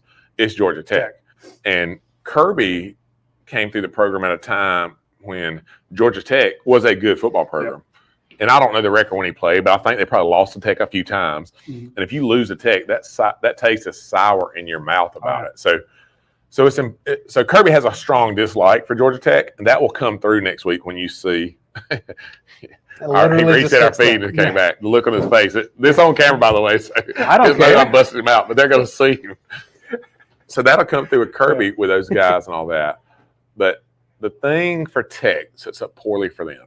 You look at a team like Tennessee, and you say Tennessee does not have the talent that Georgia does, but they're going to potentially give us problems because they have a system that Georgia doesn't see very often that makes it hard to prepare for, and they can give you issues from alignment and assignment. We talked about that.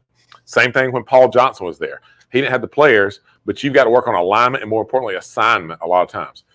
Georgia Tech tries to play a pro-style football game. That's what Jeff Collins put in. He's going to get his brains bashed in next week. Yeah. Yep. Because having all year. You're trying to step in. It'd be no different if you were trying to like a prize fighter, a heavyweight fighter, and you're going to step in against Mike Tyson in his prime and going to try to fight a traditional boxing match against him, just taking right crosses. You're going to die. Yeah. Like, you better switch a southpaw stance, like kick him, do a cartwheel, something he's not ready for, or else you're going to die because you can't physically match up. You're basically your best is 1/3 of their best. Yes, 100%. Because they're way better at what you're trying to do than you are. Yeah, so even if you're saying that, like, and I know you're using stats that you can't quantify, which is fine. But even if it's 1/3 of their best, Tech does not have 5 guys on their roster that start for Georgia. No. Anywhere. Maybe that fat punter they got. They still got the fat punter. I like that guy, by the way. Yeah. Ready to move on. I like Jahmyr Gibbs. I'm not sure if he's still. Yeah, I think Gibbs is a hell of a talent. But again, does he start for Georgia?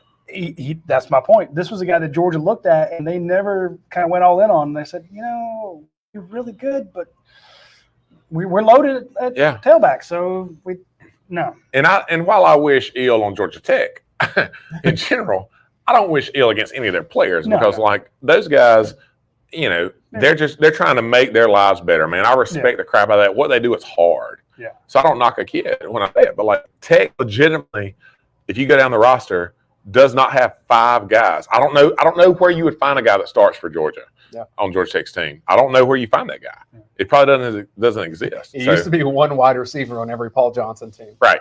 Yeah. Which made no sense.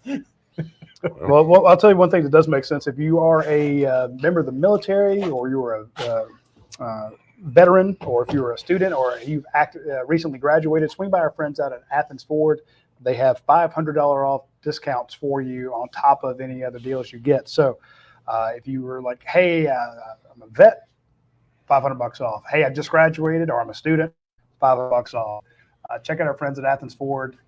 They will take care of you. You're going to get a great deal anyway. And it's one of the few places that actually has vehicles. I went by a competitor car dealership not too long ago. My wife had to pick up a rental car.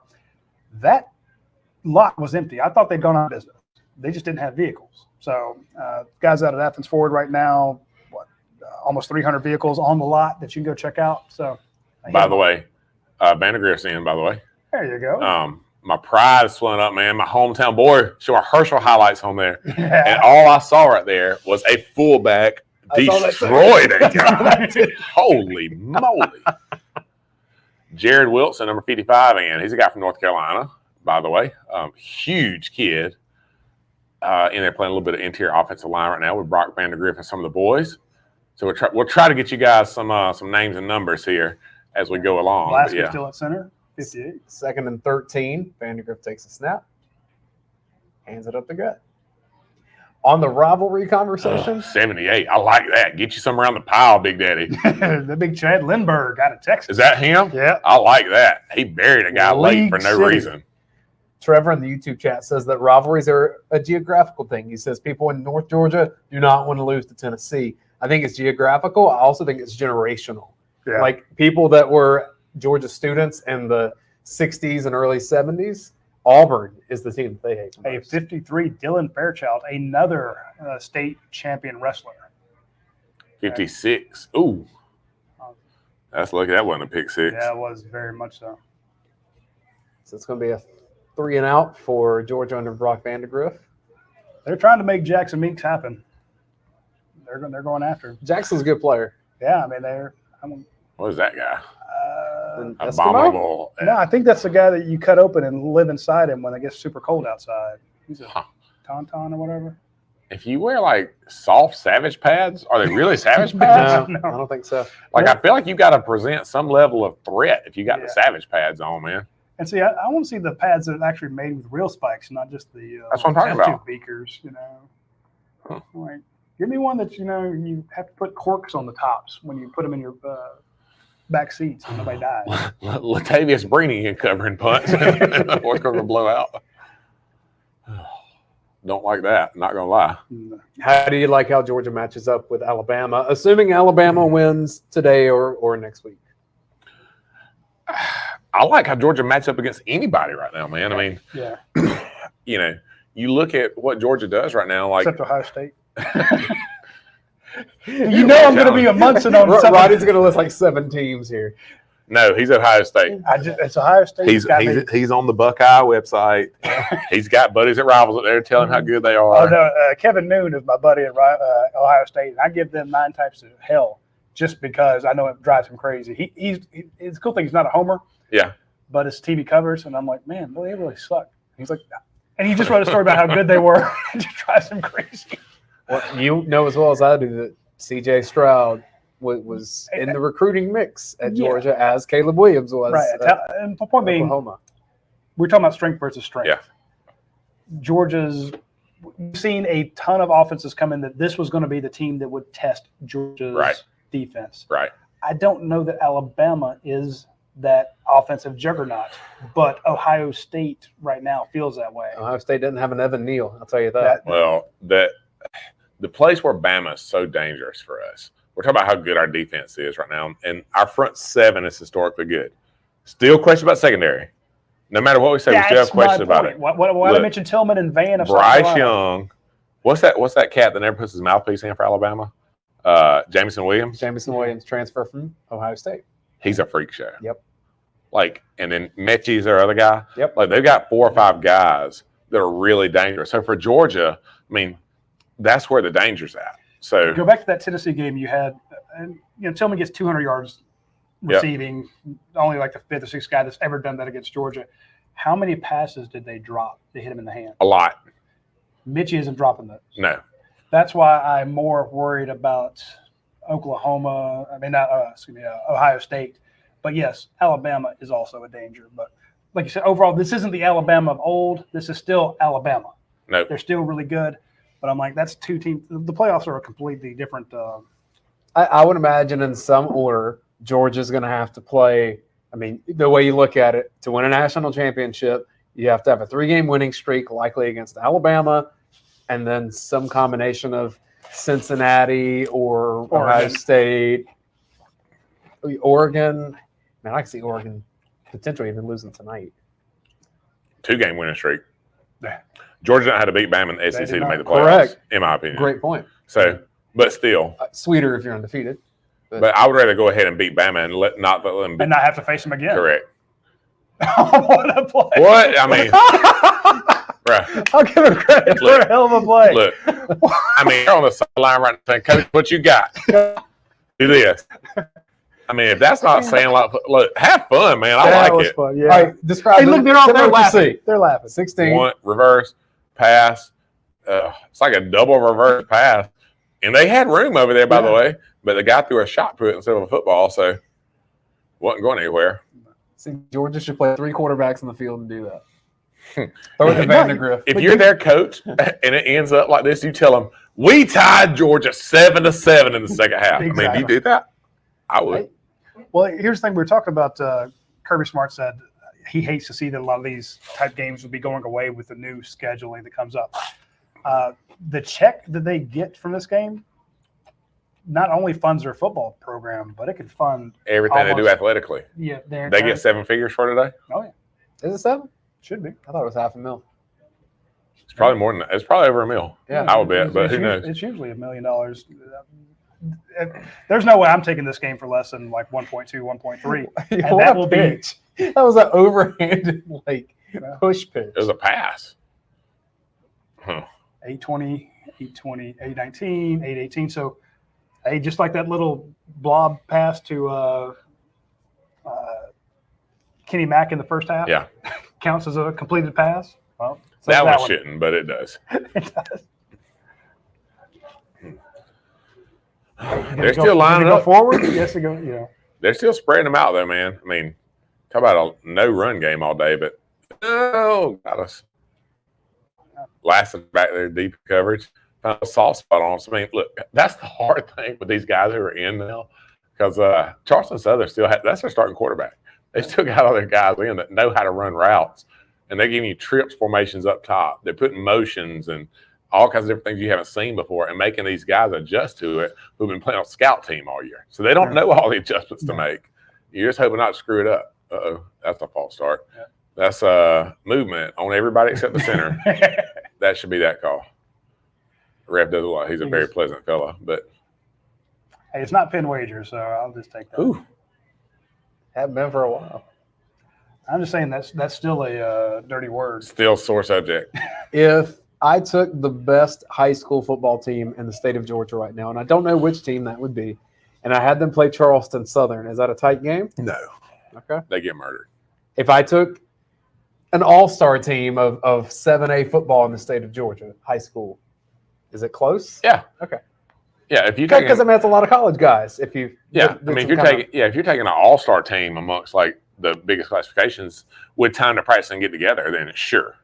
But no, people talk about it all the time. Like, you think Georgia could beat the Detroit Lions? Hell No. Like, even this Georgia defense right now, who is great. I follow the what's the Jeremiah guy's name on Twitter? Daniel Jeremiah. Daniel Jeremiah. Yeah. NFL scout. Jeremiah Johnson. He's a trapper. That's not what I'm We've talking had about. Daniel Jeremiah on our show. Ooh, There's a big pick. Oh Yeah. my goodness. might be targeting. We hit the quarterback right in the face. I saw a tweet. It's been way earlier this year. He tweeted, he's like, I'm flying from New York to San Diego, watching the Georgia so-and-so game. Here's my takeaway. Draft the entire Georgia defense. But that being said, out of Georgia this year, you got 11 guys on defense. If you have 5 guys that have significant NFL careers, that's mind-blowing. That's tripling the odds. Literally. Yeah. So, I mean, my point with So that is like, 1.2 is normally what you get. Yeah. You know, so my point with that is like, this team who has guys just like, this guy's an NFL guy, this guy's an NFL guy. There's a lot of difference in being an NFL talent potentially in college and making it for a career. So, yeah, it'd be the same concept. That's the same concept. It's 6-18, 6-17 for those following at home, 7-56. We need Georgia to get the ball one more time to score there. But point being, we do the same thing. I go to a high school game. I'm at Raven last night. And you see a kid who just catches pass after pass after pass. And like, oh, he could play in college. I'm like, no, he's 5'7". Yeah. He's great. This kid's a great high school player. He's not going to be a great college player. Nope. And then everybody that you see on college team, these guys are all going to play on Sunday. No. It's usually 1, 2, 3 guys get drafted, you know, and then only 1 or 2 of them is going to actually pan out. And when you can get 5 or 6 guys drafted, that's huge. And like I've I had just an said, appearance the all day. Yeah. the guys actually make a career of it, even rarer. Even rarer. Very It's rare. crazy. I don't know who number 12 is for us. Never turn his head around. Carroll. Lavoisier. Lavoisier Carroll. He just never turns his head around right there. He's in position. He's on the guy. But if you don't get your head turned around and run into him, that's an easy flag all day long. Yeah.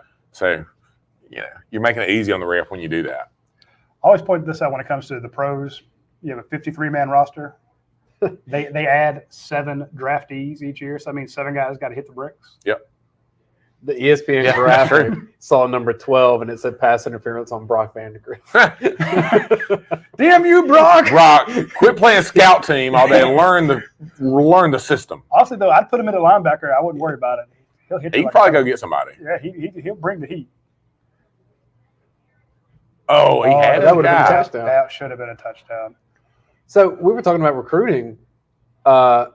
Big recruiting weekend for Georgia, right? Yeah, we got lot of players Like here for 5 this. official visitors. over Yes, their there. biggest official visit weekend of the year so Really? far, by the way. So, Wow. I don't know if anything's going to beat that Arkansas weekend, though. I mean, it might have better numbers. I'm just But in terms everybody- of volume. Yeah, but when it comes to like that, the effect that weekend had on this class, incalculable.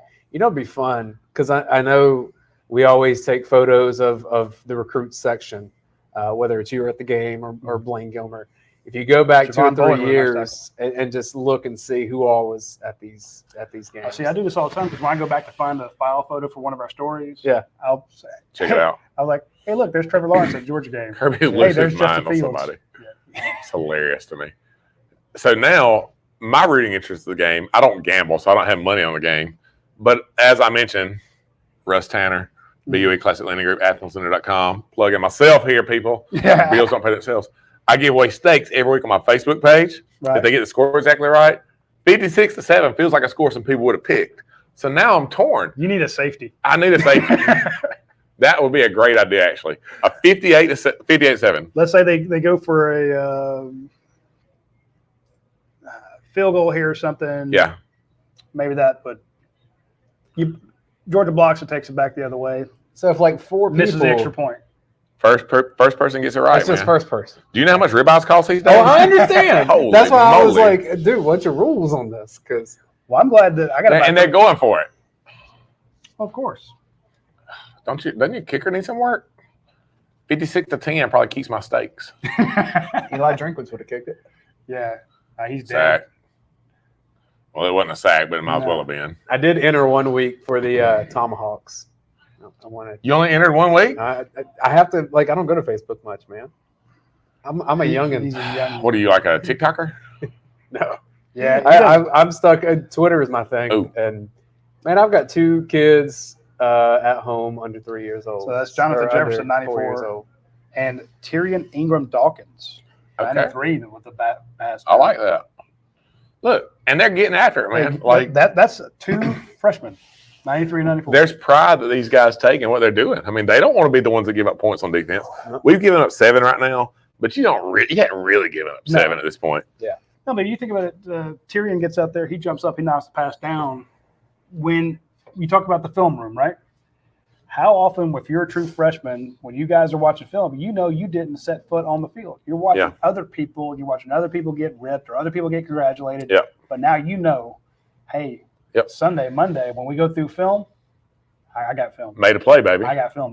Yeah. Well, and Ingram Dawkins is a guy that's going to be in the running to play next year after a lot of Yeah. these guys in front of him vacate. And when So- you know you're doing those military presses and you got all those plates on there and you're getting over your head, you're like, last time I did this, I knocked a pass down. So It translates. it makes it a little bit easier, like I've made a play. Nut. And don't remember, these guys in high school, they are celebrities. 100%. Everybody's talking about when you going to play, when you going to get on the field. His retinue, all the people around him, mama, grandparents, best friends, when you going to play, when you going to play, when you going to play. Hey, did y'all see me this week? Made a play, baby. Exactly. So that, again, these games I know they're not the most exciting, but they're important for those guys, the confidence, the development, and, Charleston Southern leaves with that $1 million check. Now their tennis team gets to drive across and play. And you talked a little bit earlier about the older guys, the guys that are, that have been in the games all year long, cheering for the guys. Like I can remember in 2002, I'd hurt my hand early in the year, so I was out. But at the end of the year, I came back, had a few trash plays to come in there. And those guys who've been mentors for you, those senior upperclassmen guys, like they are pulling for you, man. Yeah. And like they're cheering for you. They're high-fiving you. And when you come out, like you want them to feel like Who are those guys? Give me some names. for us, Yeah, you're who are talking, you talking about? John Stinchcomb, Kevin Breedlove, George Foster, Kurt McGill, Ian Knight, Alex Jackson, Kareem Marshall. I mean, you're talking about those types of guys for us who they cheer for us. Like when us young pups get in, one, they do, like they will bust your more than you realize if you mess up, but then they're cheering for you too. So you want to make those guys proud because, I mean, you're out there busting every day with them. And, it's just a cool dynamic you have there. So, yeah, Confirmed, by the way, there is a 56-7 in my pick'em on there. I'm sure somebody will let you know. So you need yes, points. I need points.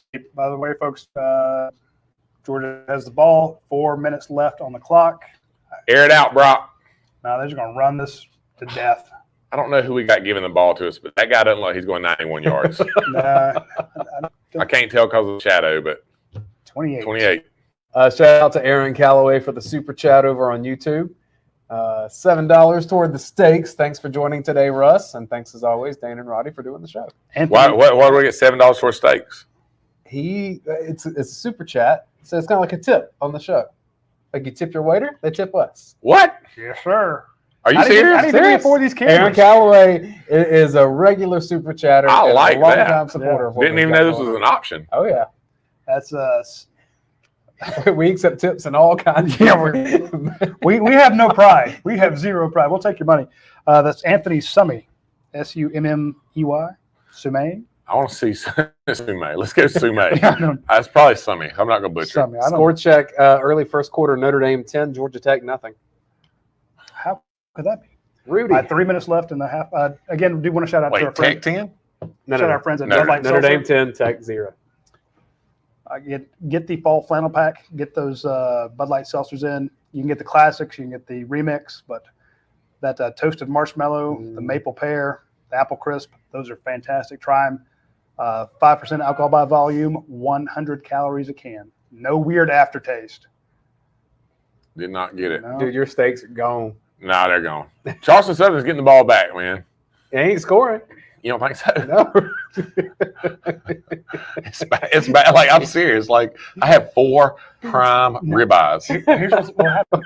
He's so mad. Hope that Boston Butt's good. Well, you could hope that they score. Come on, Charleston Southern. Get your crap together and play with some pride. They could block a punt here, then go for 2, get 15. Who would have picked No, I don't want to 15 block to punt. 56? No, I don't want to block punt. I want something free, like the one earlier. Next week it's gonna be like, here's a pack of hamburger meat. I got a half-eaten Hostess ding dog we're putting up with you. If you get it right, you can have the other half. Here's My some free, meatball sauce. here's some freeze-dried, week-old Boston butt. That's what I now have.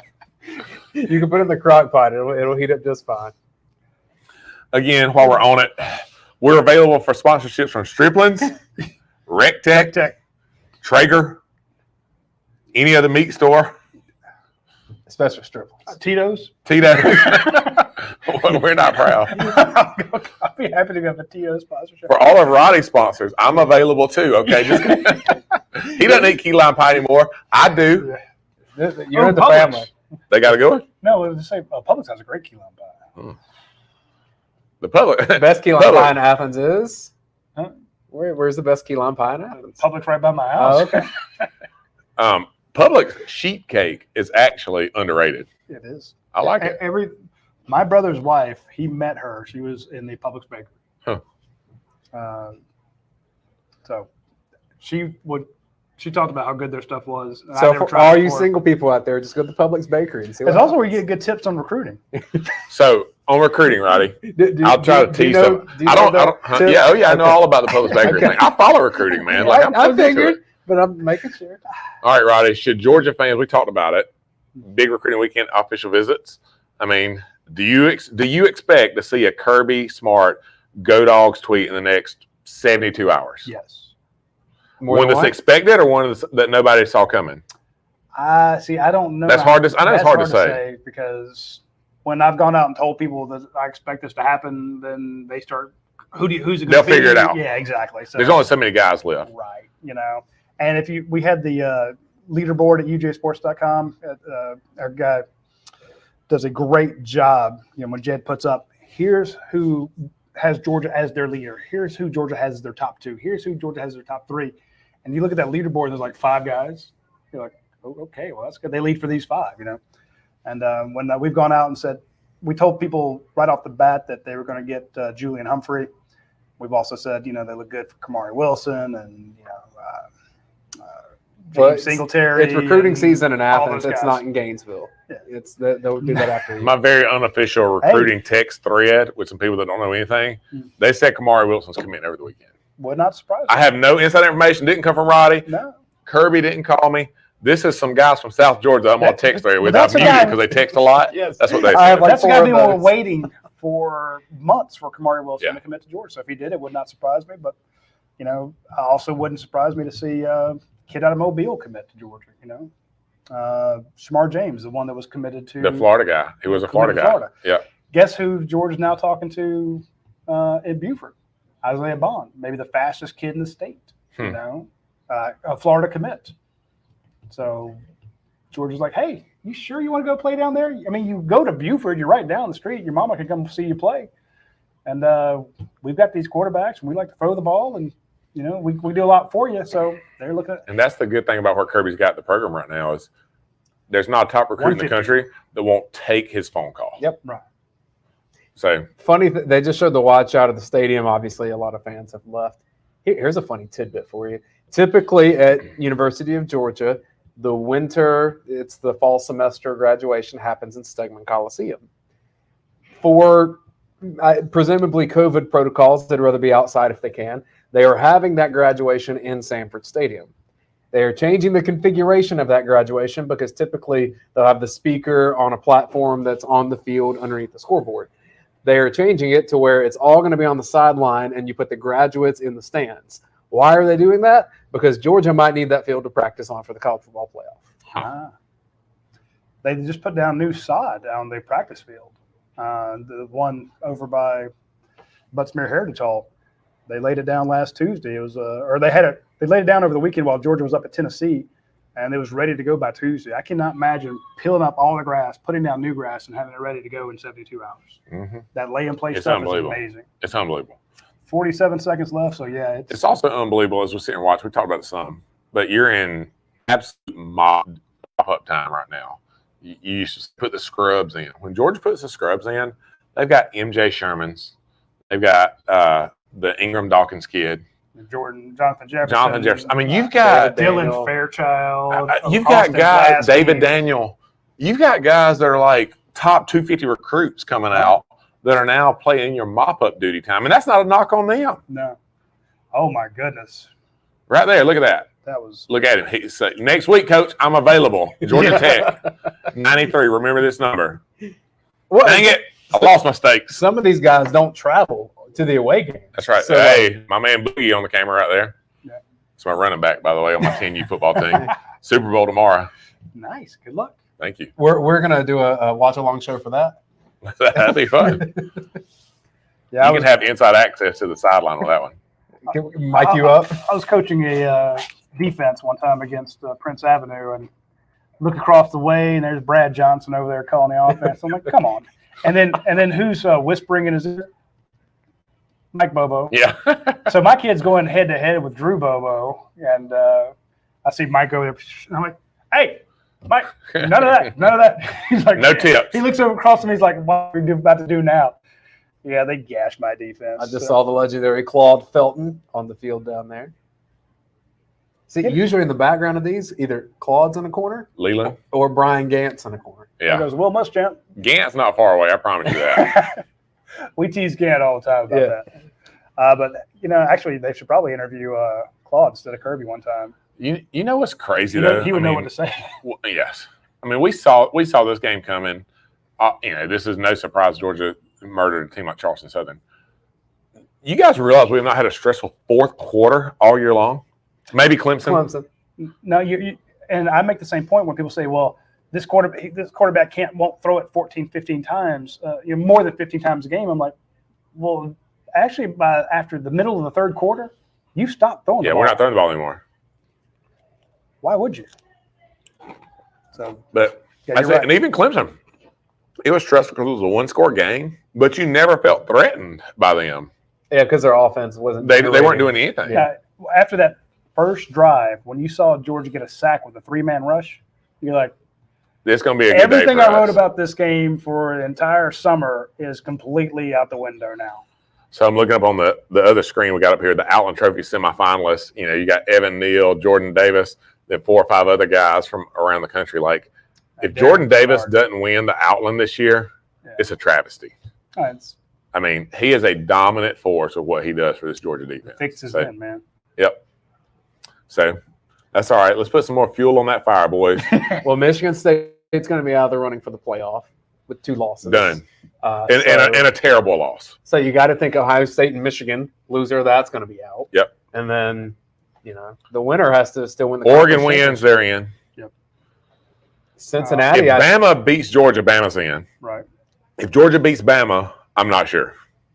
Alabama's not in with 2 losses. You don't think so? Cincinnati, will they put Cincinnati in over Bama? Absolutely. I think so. Because when you have 5 conferences and 4 spots, you're already going to kick out. Somebody's already on the outside looking in, and you're not going to have a situation where, again, you have 2 conferences out. And they're like, no, that's not. So that's where it becomes, it's crazy because at that point, all these other teams are now huge Georgia fans in 2 weeks Yep, absolutely. because they don't need Bama to win Right, because Georgia's in. right. They The want Georgia to sneaky win. one is Oklahoma State. Because if Oklahoma State runs the table from here, they would jump Cincinnati.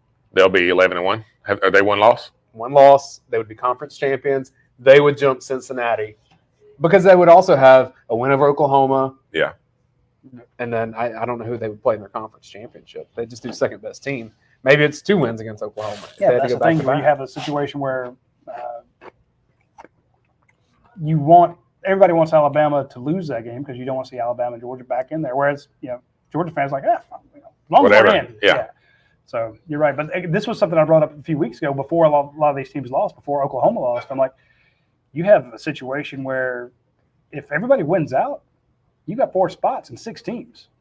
Yep. So Georgia, and this was again 3 weeks ago. Everyone's like, "Well, Georgia's in no matter what." I'm like, "No, they're not." Yeah, no, they're not. Because if you lose to Alabama, they're like, and again, remember this is how it works for Georgia. If you're Alabama and you lose that game, they'll put you in because you're Alabama. If you're Georgia and you lose that game, they'll say, "Oh, well, you had your chance." Yeah. So it's a sliding criteria. It's not applied equally. So, but now I feel they're in no matter what. I think Georgia, unless like absolute meltdown Chernobyl happens next week in 45 Atlanta, points. Well, if they lost like 45 points to Alabama, maybe. But I don't see that happening. I don't see that happening. No, either. because even then, people say, "Look, they're resting for the playoffs. They know they're in." As long as we handle Tech like we should next week, which it would, crazier things have happened, right? But it would take an act of God for Tech to beat Georgia next week. Mhm. You got to feel like we're in. Just don't throw 3 interceptions like you did against South Carolina a few years ago. Well, Same. that South Carolina team is much better than this Tech team. I'm just saying, but again, By the way, Robert in YouTube is producing for you over here. Can you imagine if Coach Donnan and Russ were together on a show?